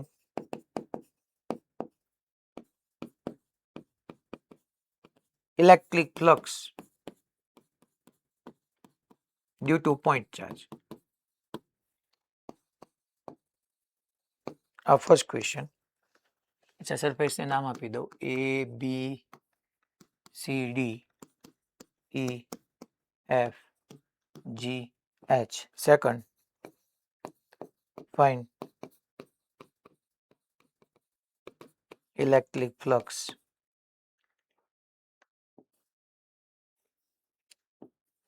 emerging out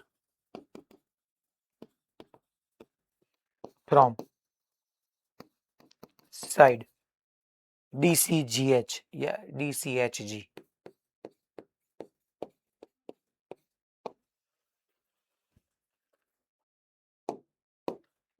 From side DCHG. પહેલાનો આન્સર તમે મને આપી શકો. પહેલાનો આન્સર તમે આપી શકો.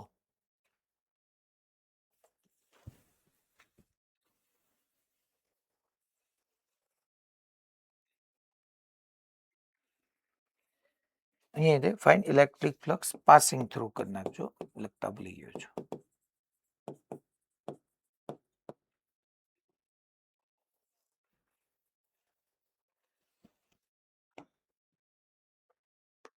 પહેલાનો આન્સર તો તમે બધા મને આપી શકો છોકરાઓ. પહેલા તો આવી રીતના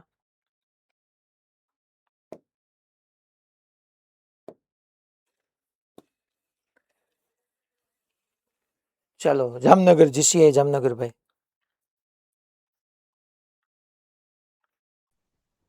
Q upon epsilon naught. હે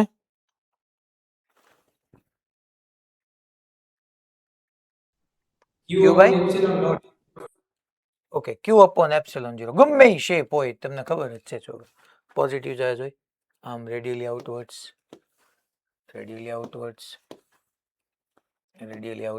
અહીંયા આમ આમ આમ આમ આમ આપણને ખબર જ છે આ બધી બાજુ આવે. તો પહેલાનો આન્સર તમારી પાસે આવી ગયો છોકરો. First that is flux 5 is equal to enclosed charge total capital Q છે. અચ્છા હવે તમારું આ કેસની અંદર છોકરાઓ મેં કીધું એમ કે આપણે જો ઓલી ક્લોઝ સરફેસ લઈએ છીએ એનું નામે મેં લખ્યું that is called Gaussian surface. અને હવે શું કહેશું છોકરાઓ? Gaussian surface. તો અહીંયા તમારો ક્યુબ ઈ Gaussian surface થઈ ગયું. અને enclosed charge કેટલો છે? Q upon epsilon 0 sigma Q upon epsilon 0. That's it. અચ્છા આ પોઈન્ટ ચાર્જ છે તમારી 360 ડિગ્રી બધી બાજુ આવે. અચ્છા અહીંયા તે find electric flux passing through plus passing through કરી નાખજો. ફ્લક્સ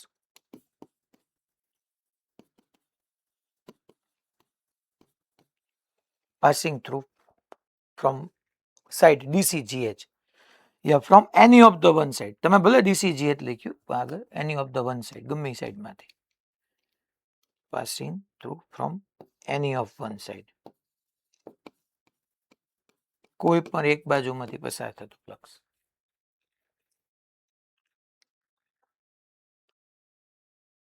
હાલો કોણ મને કહેશે કોઈ પણ એક સાઈડ માંથી પસાર થતું, ટોટલ કેટલી સાઈડ છે એ તમે જોઈ લો, ટોટલ કેટલું ફ્લક્સ બહાર આવે છે એ જોઈ લો, એટલે મને આવી જાય તમારી પાસે. હા ભુજમાંથી સર ડિવાઇડ બાય 6 થઈ જશે કેમ ડિવાઇડેડ બાય 6? કારણ કે ટોટલ 6 સરફેસ છે ને ટોટલ ઇમર્જિંગ આઉટ ફ્લક્સ છે q પણ e0 છે પણ એક સરફેસ માંથી ડિવાઇડ બાય 6 કરે તો આપણે મળી જાય. Okay very good. ટોટલ જોવો તો આ ક્યુ 360 ડિગ્રી બધી બાજુથી ફ્લક્સ આવશે. ટોટલ આખી તમારી જે ક્લોઝ સરફેસ છે, એક આગળની સાઈડ, એક પાછળ, એક ટોપ, એક બોટમ, એક લેફ્ટ, એક રાઈટ, ટોટલ 6 સાઈડ છે. 6 સાઈડ થી ચાર્જ સેમ ડિસ્ટન્સ પર છે. અહીંથી જે ડિસ્ટન્સ પર છે ચાર્જ અહીંથી ડિસ્ટન્સ પર છે, અહીંથી ડિસ્ટન્સ પર છે, અહીંથી બી ડિસ્ટન્સ છે, અહીંથી આગળની સરફેસનું ડિસ્ટન્સ છે, અહીંથી પાછળની સરફેસનું ડિસ્ટન્સ છે. જે સરફેસ છે બધાનો એરિયા સેમ. માની લો એલ લેન્થ લઈ લો તો આનો એલ સ્ક્વેર, આનો એલ સ્ક્વેર, નીચે એલ સ્ક્વેર, ઉપર એલ સ્ક્વેર, આગળ એલ સ્ક્વેર, પાછળ એલ સ્ક્વેર. તો છોકરાઓ આ ચાર્જ બધી સરફેસથી સેમ ડિસ્ટન્સે છે, બધી સરફેસનો એરિયા સેમ છે. તો ટોટલ જે ફ્લક્સ હોય છોકરાઓ, હું કહી શકું કે આટલું ફ્લક્સ આખામાંથી બહાર આવતું હતું 6 સાઈડમાં હતું. તો કે 6 સાઈડમાંથી ફ્લક્સ જે પાસિંગ થ્રુ હતું that is q upon epsilon 0. તો વન સાઈડમાંથી ટોટલ ફ્લક્સ કેટલું, એને હું 5 ડેશ કહી દઉં, that is q by 6 epsilon 0.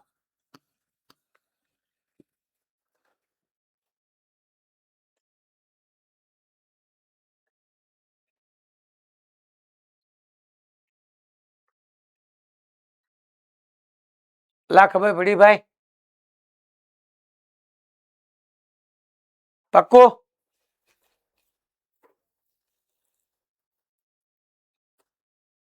હાલો તો हमारा હું તમને और થોડુંક આગળ डिस्कशन करूँ, और थोड़ू हम आगे डिस्कशन करेंगे. Find electric flux passing through any side या from side any of one side. मैं કંઈક અલગ લખ્યું છે અહીંયા, લેંગ્વેજ કંઈક. Find electric flux passing through any of the one side, any of the one side.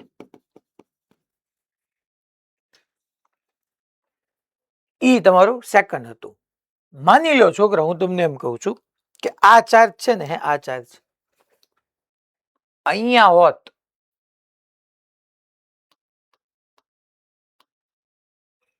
તો પહેલા આન્સરમાં ફેર પડે, પહેલા આન્સરમાં ફેર પડે, સેન્ટર પર નો હોત પ્લસ ક્યુ, સહેજ સાઈડમાં હોત તો. હા કે ના? નો પડે. બીજા આન્સરમાં ફેર પડે, બીજા આન્સરમાં ફેર પડે. પહેલા આન્સરમાં જ બધાએ કીધું, આ તો ઓલો કોન્સેપ્ટ મેં ભણાવેલો જ હતો કે અંદર ગમે ત્યાં રાખો નેટ ફ્લક્સ બહાર આવતું તો સેમ જ રહેવાનું છે, that is q by epsilon 0. બીજા આન્સરમાં ફેર પડે? હા પડે. કારણ કે પહેલા આન્સરમાં તમે એવું કીધું, હું બોલ્યો જો યાદ હોય ને તો એમ કીધું કે આ ક્યુ ચાર્જ આ સાઈડ ટૂંકમાં right, left, upward, downward, front, back બધાથી ક્યુ ચાર્જ સેમ ડિસ્ટન્સ પર છે અને બધાનો એરિયા બી સેમ છે. એટલા માટે એમ કીધું કે ટોટલ આનું જે ફ્લક્સ છે ને ટોટલ 6 સાઈડ સાથે લિંક થયેલું. તો 6 સાઈડ સાથે એટલું તો વન સાઈડ સાથે કેટલું. પણ જો ચાર્જને અહીંયા પ્લેસ કરું છું તો આ ચાર્જને કારણે આ સાઈડમાંથી વધારે ફ્લક્સ પાસ થશે ને આ સાઈડમાંથી ઓછું ફ્લક્સ પાસ થશે. કારણ કે હવે બે સેમ સાઈડ, ટૂંકમાં બે સાઈડ જે છે એ થોડા સેમ ડિસ્ટન્સે થઈ. હવે લા ખબર પડી મેં એવું કીધું આ થિયોરી સાહેબ તો કેટલું પાસ થશે આપણે પછી જોશું હમણાં. તો સેમ નહીં રહી પાકું. બોલો રેડી બધાને? તો ફ્લક્સ તમારું સેમ રહેવાનું નથી. ઓકે ચાલો નેક્સ્ટ ક્વેશ્ચન લઈએ આપણે. એટલે અહીંયા કઈ ચાર્જ હશે નહીં પણ હોય તોની વાત છે. તમે કંઈક લખવું હોય તો એ લખી લેજો. ચલો ઓર એક એક્ઝામ્પલ, હજી છોકરાઓ એક આવી રીતનું ક્યુબ જ છે.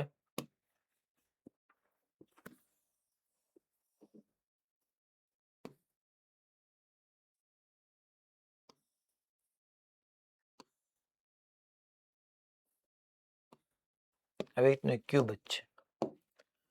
હું અહીંયા એક એના ચાર્જ મૂકી દઉં છું. કેપિટલ ક્યુ ચાર્જ છે એની વર્ટાઇસિસ પર છે, સોરી એકાદ વર્ટેક્સ પર છે. ટોટલ 8 વર્ટેક્સ હોય તો એમાં મેં ઉપરના વર્ટેક્સ પર મૂકી દીધો છે કેપિટલ ક્યુ ચાર્જ.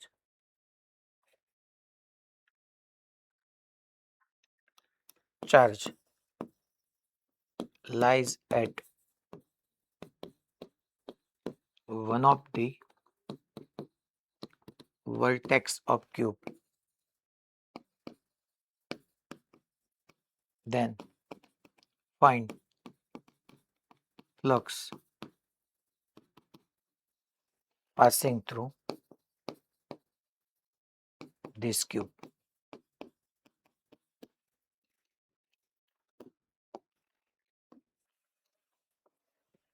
ચાલો હવે ફ્લક્સ પૂછ્યું છે, ઈ ડોટ ડીએ ની કઈ વાત ન આવે તો આપણે અહીંયા કહી દેવાય કે સાહેબ અહીંયા તો તમારે શું કરાય, Gaussian law, Gauss law apply કરી દે ગાઉસિયન સરફેસ ને એકોર્ડિંગ.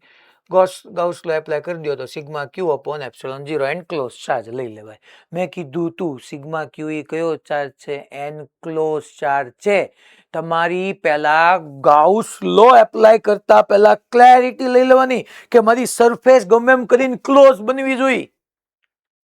શું આ તમારો જે કેપિટલ ક્યુ ચાર્જ છે આ વર્ટેક્સ પર પડ્યો છે એની આજુબાજુ બધી સરફેસ બધી સાઈડ થી ક્લોઝ છે, યસ યા નો? જો શું કેપિટલ ક્યુ ચાર્જ ક્લોઝ છે, એની આજુબાજુ બધી સરફેસ વિચાર કરી લ્યો કે કોઈ બાજુથી ખુલ્લું છે? તો કે ભાઈ આ ક્યાં ક્લોઝ છે, અહીંયા હોત તો આ સાઈડ સરફેસ, પાછળ સરફેસ, આગળ સરફેસ, ડાબી જમણી, હા આ ક્લોઝ કહેવાય, આ ક્લોઝ નો કહેવાય. તો પેલા ક્લોઝ બનાવવાનું, કારણ કે ગાઉસિયન સરફેસ મારે લેવું પડે. આ ક્લોઝ મેં હું કીધું તમને લખાયું છે છોકરાઓ, surface integral of electric field. Surface હંમેશા ક્લોઝડ હોય, પૃષ્ઠ સપાટી હંમેશા બંધ હોય. તો પેલા બંધ કરવું પડે.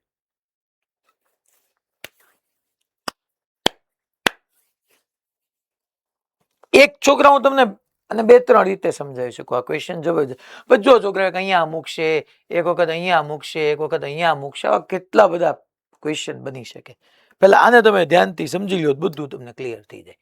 હું એમ કહું છું, here assume that charge is in the form of small sphere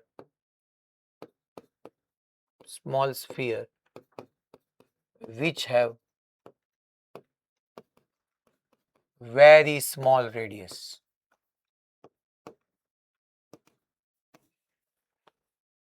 And center of that sphere lies exactly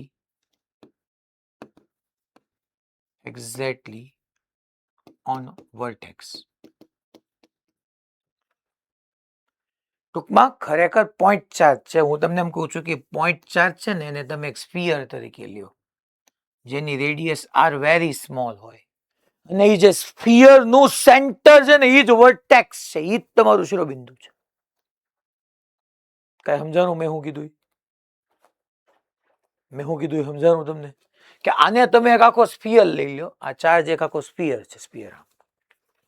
sphere જે સ્ફિયરની રેડિયસ વેરી સ્મોલ છે અને સ્ફિયર નું સેન્ટર છે ને એ જ તમારું એક્ઝેક્ટ વર્ટેક્સ છે.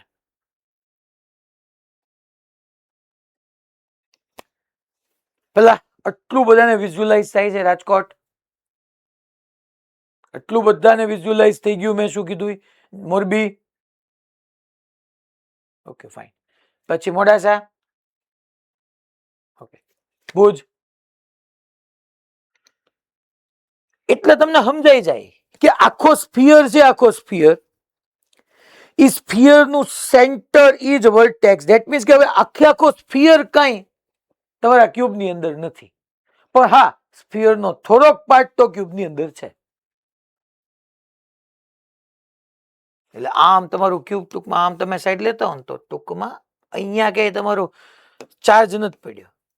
ચાર્જ એવી રીતના પડ્યો છે, કેમ બે યાર આમ જ હાલે છે.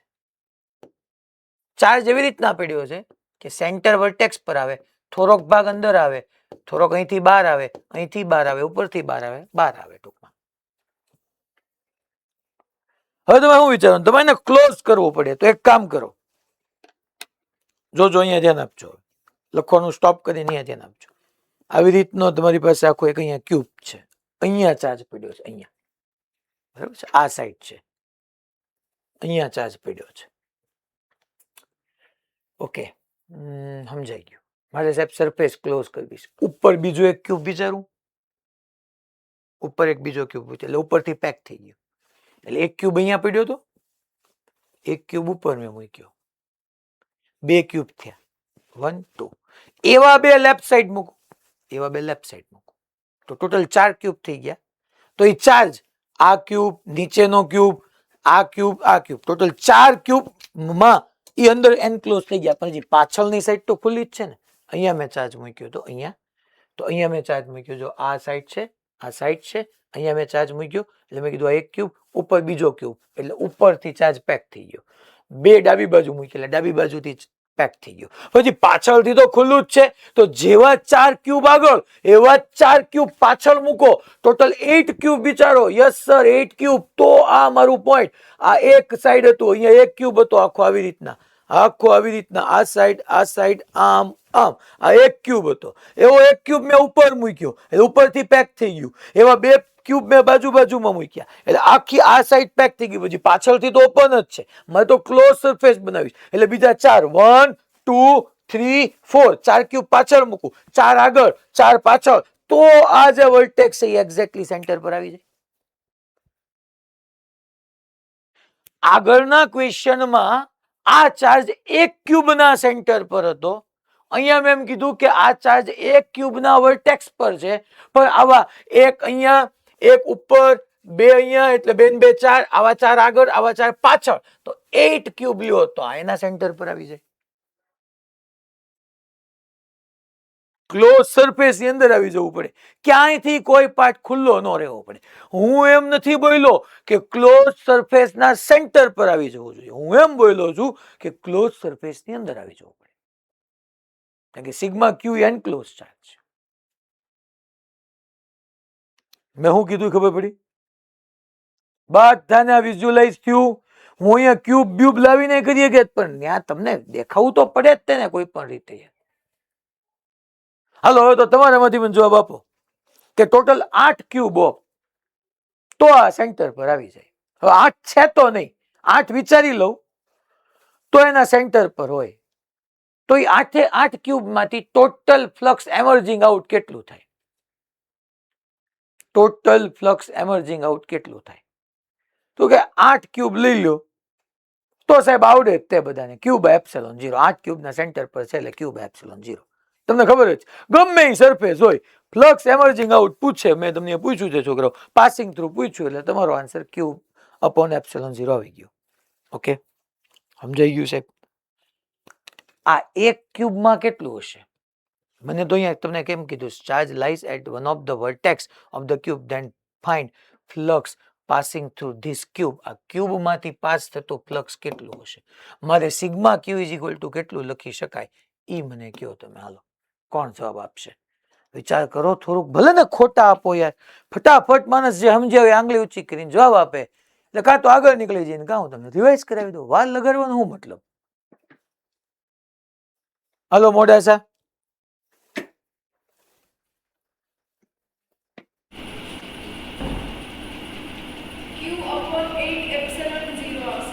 કેમ ક્યુ અપોન 8 કેમ બોલ્યા તમે બેન? કારણ કે અહીંયા 8 આપણે 8 ને સ્ફિયરથી આપણે ક્યુબને ઢાંકાયો હોય તો ક્યુબથી ને ઢાંકેલો છે, તો એક ક્યુબ શોધવો હોય તો 8 ક્યુબમાં જેટલું જતું હશે ઇલેક્ટ્રિક ફિલ્ડ બધું સમાન જાય. એટલે એક ક્યુબમાં 8 ડિવાઈડ કરીએ તો જાય ઇલેક્ટ્રિક ફિલ્ડ એટલે ટૂંકમાં 8 ક્યુબમાંથી ક્યુ બાય એપ્સિલોન 0 તો 1 ક્યુબમાંથી ક્યુ બાય 8 એપ્સિલોન 0. આ એક રીતે આન્સર થયો. આ સિવાય કોઈએ કઈ વિચાર્યું છે? હિન્ટ આપું શેના વિશે ખબર છે? આ મેં જે લાઈન લખાવી મેં જે સમજાવ્યું એ રીતે કોઈએ કઈ વિચાર્યું છે ખરી?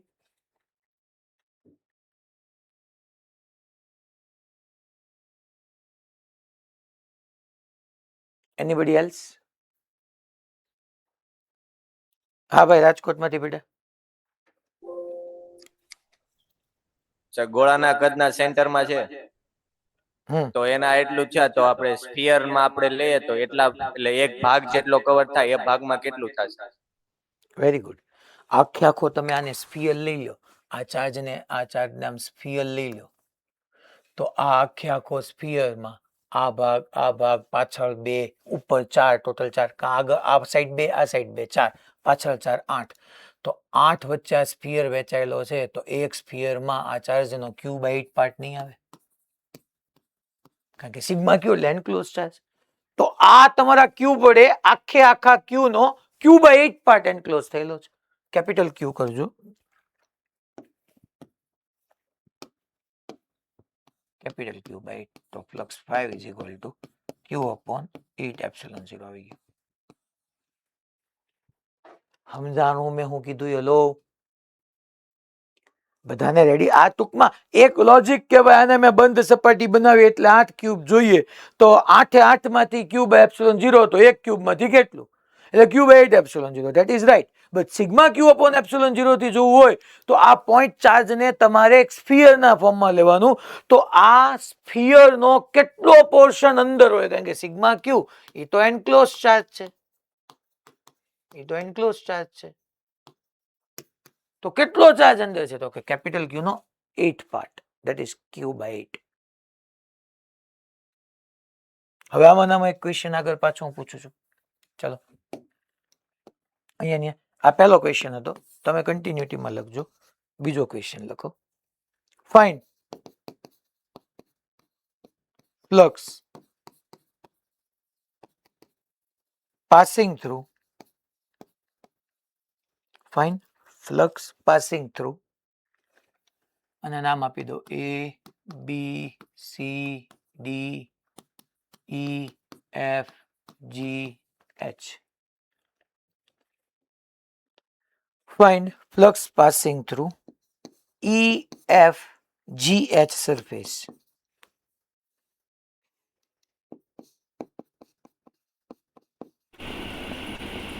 સર હા બેન. સર તમે પ્રશ્ન 1 માં હે ને તમે એમ કીધું કે ક્યુ હે ને વર્ટાઇઝલ પર હે. તમે એમ નથી કીધું કે ક્યુ હે ને સોલિડ સ્ફિયર ના અંદર એવું તમે ધારો ના ધારો તો ડાયરેક્ટ 0 ના આવે ને આન્સર કારણ કે એ તો બારે પડ્યો ને. ફરીથી કયો તો મને. સર પહેલા પ્રશ્નમાં તમે કીધું કે વર્ટેક્સ ઉપર છે તો તમે ધારો કે અંદર એને ક્યુ અને સ્ફિયર ના અંદર પડ્યો તમે ધારો કે ડાયરેક્ટ 0 આન્સર ના આવે. હા બરાબર છે. ગુડ ક્વેશ્ચન બેન. કે અહીંયા ઈ બેનનું કેવું એમ છે કે આ તમે અહીંયા એવું ધાર્યું કે આ ભાઈના વર્ટેક્સ પર છે. મેં આખા ચાર્જને એક સ્ફિયર તરીકે લીધો અને મેં એવું કીધું કે સ્ફિયર ઈ તમારું સ્ફિયરનું સેન્ટર ઈ વર્ટેક્સ છે તો તમે ક્યુબ 8 કરી શકો. ઈ સમજવાની એક અન્ડરસ્ટેન્ડિંગ માટેની વાત છે બેન. માની લો એવું તમે કહ્યું એવું ક્યાં કીધું છે સાહેબ? બાકી હું બહાર ધારી લો, માની લો કે આખે આખો તમારો ક્યુબ છે ક્યુબના વર્ટેક્સ પર ઉપર પડ્યો છે. માની લો ક્યુબની એક સાઈડ છે, આ તમારી સાઈડ છે AD, પછી આમ એક ક્યુબ છે, આમ નીચે એક ક્યુબ છે, આ સાઈડ અને ચાર્જ એક્ઝેક્ટલી ઉપર પડ્યો છે ઉપર તો સાહેબ 0 ન થઈ જાય. પણ મેં એવું નથી કીધું કે વર્ટેક્સ ની ઉપર છે, ઓન ધ વર્ટેક્સ એટલે અહીંયા તો આવશે જ તે. અને એટલા માટે મેં કીધું કે અહીંયા ઉપર લાગશો તો સાહેબ હવે શું થઈ ગયું તો આ તો સાહેબ ઓપન સરફેસ થઈ ગઈ. ઓપન સરફેસ એટલે મારે એક ઉપર સ્પીયર મૂકવો પડે, 2 અહીંયા મૂક્યો, 4 પાછળ મૂક્યા, મેં બંધ કર્યું.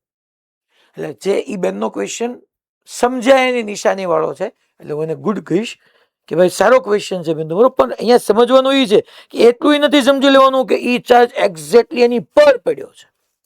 ટૂંકમાં શિરોબિંદુ ની ઉપર નથી, શિરોબિંદુ પર. ટૂંકમાં એવી રીતના છે કે ચાર્જનું સેન્ટર વર્ટેક્સ પર આવે. હા બેન શું કહો છો? સાહેબ કેમેરો ઓફ થઈ ગયો હમણાં બ્લિંક થઈ ગયું હતું ને એ રીતના એવું થયું? લે લા, બહુ થયું. હાલો कैमरा गयो भाई. तो अब मैं यहाँ पे डिस्को कर सकता हूँ ना.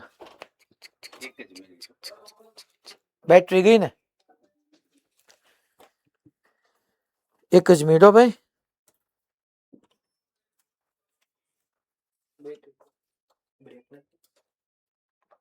હે? હા હા, મારું વાત તો પૂરું થઈ જવા દો.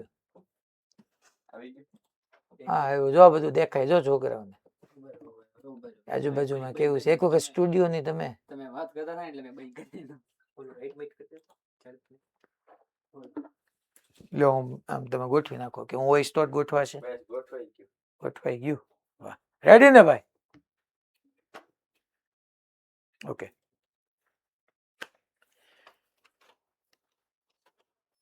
એટલે બેન આપણું ડિસ્કશન હતું એ ખબર પડી ગઈ હતી ને ટૂંકમાં તમે હું જે કહેતો હતો એ? Okay, good question. પછી find flux passing through EFGH surface. આ EFGH સરફેસ માંથી મારે ફ્લક્સ પાસિંગ થ્રુ જોતું છે. પહેલો અહીંયા પતી ગયો. બીજો, હવે પોઝિટિવ ચાર્જ છે તો એનું ઇલેક્ટ્રિક ફિલ્ડ રેડિયલી આઉટવર્ડ્સ આવે. હું શો કરી નાખું. આમ રેડિયલી આઉટવર્ડ્સ આવે, આમ રેડિયલી આઉટવર્ડ્સ આવે, આમ રેડિયલી આઉટવર્ડ્સ આવશે, આમ રેડિયલી આઉટવર્ડ્સ આવશે, આમ રેડિયલી આઉટવર્ડ્સ આવશે, આમ આઉટવર્ડ આવશે, આમ આઉટવર્ડ આવશે, આમ આઉટવર્ડ આવશે, આમ આઉટવર્ડ આવશે, આમ આઉટવર્ડ આવશે, આમ આઉટવર્ડ આવશે. ચાલો હવે જોજો બધાનું ધ્યાન અહીંયા. માની લો તમારી ટોપની સરફેસ છે, જોજો આમ છે. આ તમારી ADCB છે. આ ડી છે, અહીંયા ચાર્જ પડ્યો છે. તો અહીંથી રેડિયલી આઉટવર્ડ એટલે આમ નીકળશે કે નહીં? આમ. તો ઈ તો છોકરા ઉપરની સરફેસ ને ટેન્જેન્શિયલી હોય ગઈ ને. આપણે કીધું તું કે ફ્લક્સ તો છોકરાઓ સરફેસ ને ફ્લક્સ તો આવે જો ઇલેક્ટ્રિક ફિલ્ડ લાઇન્સ સરફેસ ને પરપેન્ડિક્યુલરલી ક્રોસ કરે. આ તો ટેન્જેન્શિયલ થઈ ગઈ. Tangential, tangential, tangential, tangential, tangential. તો ધેટ મીન્સ કે હું લખી નાખું કે ભાઈ અહીંયા flux passing through ABCD surface, flux through ABCD 0 આવે. ઓકે, અહીંયા એક છે. આને માટે આમ આમ. અચ્છા, નીચેની સાઈડ જુઓ તો અહીંથી આમ આમ આમ આવે, પણ નીચેની સરફેસ માટે જુઓ તો આમ આમ આમ આમ. તો આ જે સરફેસ છે અહીંથી આમ આમ આમ એને ટેન્જેન્શિયલી નીકળી જવાની છે. તો એમાંય તે ફ્લક્સ 0 જ થાય. That is four AEFD. AEFD એમાંય 0 જ થાય. અહીંયા પડ્યું છે અહીંથી આમ 0. અચ્છા હવે સાહેબ હવે અચ્છા પાછળ વિચારો તો પાછળની જે સાઈડ છે આમ આમ આમ આમ આમ એની ટેન્જેન્શિયલી જ નીકળી જશે. આમ પાછળ પાછળ વિચાર કરો તમે, પાછળ તો એની ટેન્જેન્શિયલી જ નીકળી જશે. અને પાછળની સાઈડ એટલે કઈ આવશે? FGCD. FGCD આ ત્રણેય માટે ફ્લક્સ 0 આવશે. એટલે ફરીથી મેં કીધું કે અહીંયા ચાર્જ પડ્યો હોય તો અહીંથી ટેન્જેન્શિયલ ઇલેક્ટ્રિક ફિલ્ડ લાઇન્સ નીકળી જાય અને પરપેન્ડિક્યુલર ક્રોસ નહીં કરે એટલે 0 થઈ ગયું. નીચેની સાઈડમાંથી પાસ થશે. હા યસ, આ સાઈડમાંથી પાસ થશે. શેમાંથી પાસ થશે? EFHG જે મેં પૂછ્યું છે એમાંથી પાસ થશે. યસ. અચ્છા, બાજુની આ સાઈડ છે, આ સાઈડ આ રિમોટ મેં રાખ્યું. આને ટેન્જેન્શિયલી ટેન્જેન્શિયલી ટેન્જેન્શિયલી. પાછળ જોવા જાવ, પાછળ એ ટેન્જેન્શિયલી. તો જે Q/8ε0 એક ક્યુબ માંથી ફ્લક્સ આવે છે એ એક ક્યુબ ની 3 સાઈડ માંથી તો એ ફ્લક્સ ટેન્જેન્શિયલી નીકળી જવાનું છે. રિમેઇનિંગ કેટલી રહી? 3 સાઈડ. હા, આ સાઈડ માંથી જોવા જાવ, આ સાઈડ માંથી યસ સર ફ્લક્સ સમજો અહીંથી આમ આમ આમ આમ એને પરપેન્ડિક્યુલરલી એન્ટર કરશે ક્યાંક. નીચે માટે જોવા જાવ, યસ યસ યસ. અચ્છા, ફ્રન્ટ માટે જોવા જાવ, yes yes yes yes. 3 side માંથી ફ્લક્સ પાસ થશે. તો ખરેખર Q/8ε0 એક ફ્લક્સ ક્યુબ ની 6 સાઈડ માંથી પાસ નથી થતું. ખરેખર ફ્લક્સ પાસિંગ થ્રુ Q/8ε0 એ એક ક્યુબ ની 3 સાઈડ માંથી જ થાય છે. તો મારે મૂકી દેવાય છોકરા હવે તો. અચ્છા અચ્છા અચ્છા અચ્છા અચ્છા, કઈ કઈ 3 સાઈડ માંથી? એક નીચેની, એક ફ્રન્ટ વાળી, એક ટૂંકમાં ડાઉન સાઈડ, એક ડાઉન સાઈડ છે ઈ, એક ફ્રન્ટ સાઈડ ને એક આ રાઈટ વર્ડ. અચ્છા, આ ક્યુ ચાર્જ ત્રણેય સરફેસ થી સેમ ડિસ્ટન્સ પર છે. Yes sir. તો હું લખી શકું કે ખરેખર છોકરાઓ 3 સાઈડ માંથી ફ્લક્સ પાસિંગ થ્રુ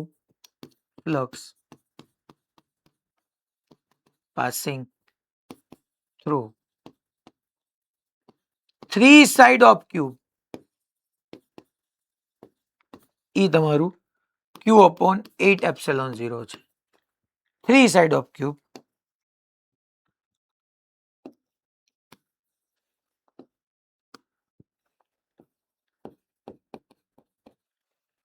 તો flux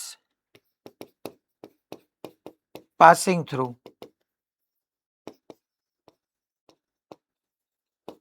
one side of cube,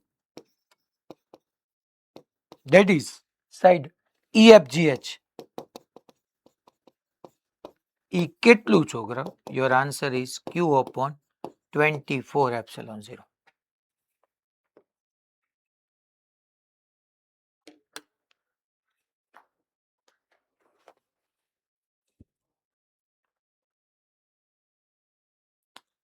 એલા ખબર પડી? પક્કો? મોરબી, ઓ મોરબી. Hello sir. હા ભાઈ. હા, તમે કીધું હતું કે બધી સરફેસ હતી, આન પહેલા એક ક્વેશ્ચન કર્યો હતો એમાં એ બધી ઇક્વિ ડિસ્ટન્સ હતી, ત્યારે આપણે કહેતા હતા કે ફ્લક્સ પાસ થ્રુ હતું એમાં યુનિટરી મેથડ આપણે યુઝ કરી હતી. આમાં તો સર બધી નથી. અરે બટા, ઈ તો મેં સમજાયું. આ સાઈડ છે તો અહીંથી નીચેથી તો તું જોવા જા, આ આખી સાઈડ, આ સાઈડ અને આ સાઈડ, 3 સાઈડ કીધી, એક ફ્રન્ટ, એક આ અને એક આ, 3 સાઈડ જ કીધી ને. તો ત્રણેય સાઈડ નું તું જો ને, આમ ટેન્જન્ટ ડાયગનલ જોવા જા, સેમ જ આવવાનું ને તને. પછી આ અલગ અલગ પોઈન્ટ અલગ અલગ ડિસ્ટન્સ છે, ઈ ભલે હોય, હું તો આખી સાઈડ કન્સિડર કરું છું. તો આખી સાઈડ માંથી અહીંથી આમ, નીચેથી આમ. ખબર પડી? કોને ક્વેશ્ચન પૂછ્યો તો મોરબી માંથી? હા, અચ્છા, ખબર પડી ગઈ ને ભાઈ? ઓકે. હવે હું તમને એક સિમ્પલ ક્વેશ્ચન પૂછું. હાલો, છેલ્લો ક્વેશ્ચન. આવા કેટલા બધા બને, મોડ્યુલમાં તમને આપ્યા જ છે. હું આમ સિમ્પલ ડ્રો કરી નાખું.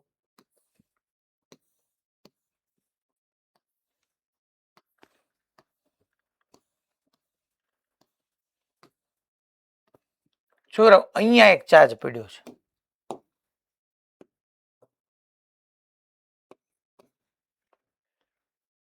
સાઈડના સેન્ટર પર charge lie at center of one of the side of cube, then flux passing through this cube 5 passing through cube કેટલું થાય? હાલો,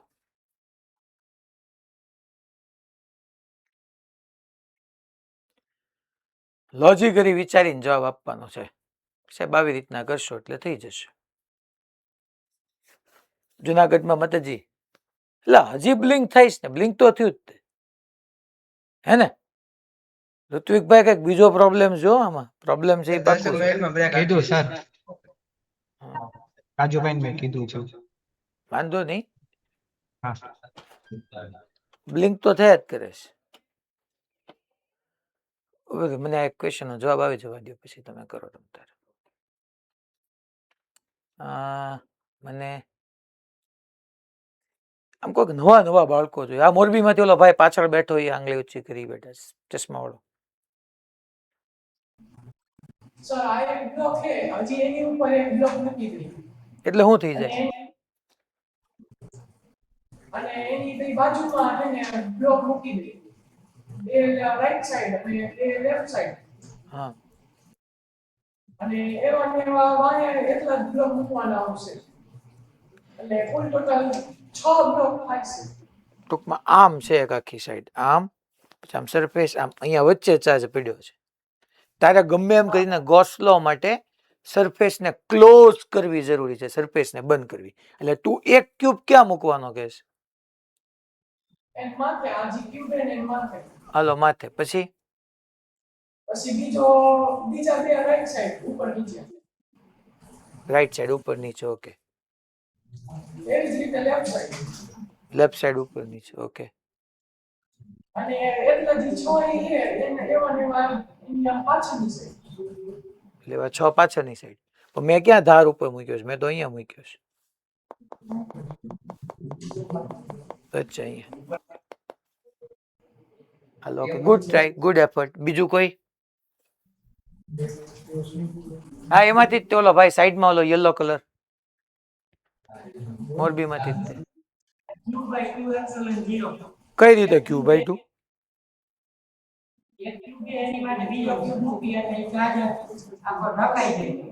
હા, વેરી ગુડ. એક ક્યુબ ની માથે બીજો મૂક એટલે આખો એનક્લોઝ જ થઈ ગયો ને બેટા. 6 ક્યુબમાં હુકમ જાવું છે તારે? તું અહીંયા બે મૂક, અહીંયા બે મૂક, પાછા તું 6 પાછળ મૂક, એટલે અહીંયા વચ્ચે જ હજી સાઈડ તો છે જ તે. તો પાછળ 6 મૂકીશ તો એક્ઝેક્ટલી સેન્ટરમાં ન આવે ને. તું પાછળ એક અહીંયા મૂક્યો જોતો તું, આ બે મૂક્યો, અહીંયા ચાર્જ પડ્યો હતો. હવે આ તો સરફેસ અહીંયા વહી ગઈ, અહીંયા સુધી એવી સરફેસ છે જ નહીં. તો અહીંયા જે ચાર્જ પડ્યો છે એની માથે તું એક મૂકી દે, આની માથે એક મૂકી દે. એટલે આનાથી ઉપર જેટલી સરફેસ છે એટલું ડિસ્ટન્સ આ છે, જેટલું ડાબી સાઈડ છે એટલું રાઈટ સાઈડ છે. સેન્ટરમાં આવી ગયો, અને સેન્ટરમાં આવી ગયો એટલે કે કેટલું ભાઈ? તો કે ક્યુ બાય એપ્સિલોન 0. પછી તો કેટલામાંથી? 2 માંથી. 2 ક્યુબમાંથી ક્યુ બાય એપ્સિલોન 0. તો એક ક્યુબમાંથી કેટલું? That is Q by 2 epsilon 0. યા મેં જે ઓલું લોજિક વિચાર્યું, લોજિક મુજબ વિચારો કે આખે આખો ચાર્જ છે ને, પોઈન્ટ ચાર્જ, અને તમે એક સ્ફિયર વિચારો, આખો સ્ફિયર.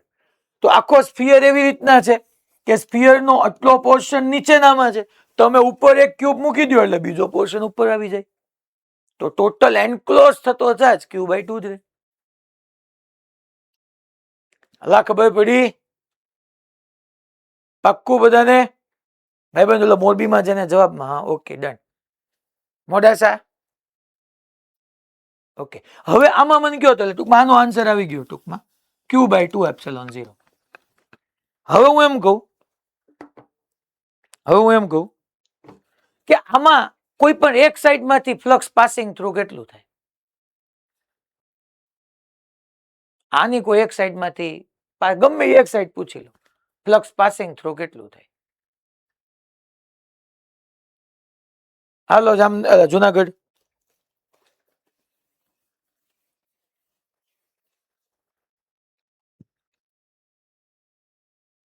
સર, હા, ક્યુ બાય 10 એપ્સિલોન 0. કઈ રીતે ક્યુ બાય 10 એપ્સિલોન 0? સર, એમાંથી આપણે radially outward electric field line કરીએ હા, તો એમાંથી 5 સાઈડ એમાંથી પરપેન્ડિક્યુલર થાય, એક સાઈડમાં નથી થતા. ઓકે. કઈ નો થાય? હાલો હું નામ આપી દઉં અહીંયા મને, કેમાંથી નહીં થાય? એબીસીડી માંથી નહીં થાય. હા, વેરી ગુડ. એમાંથી ટેન્જેન્શિયલ નીકળી જશે. કે અહીંયા મેં ચાર્જ રાખ્યો, યસ, વેરી ગુડ. અહીંયા ચાર્જ રાખ્યો તો આને તો tangential tangential tangential tangential tangential થશે, બાકી બધી સાઈડમાંથી પાસ થશે. અને એક ક્યુબમાંથી ટૂંકમાં એક ક્યુબની કેટલી સાઈડ હોય?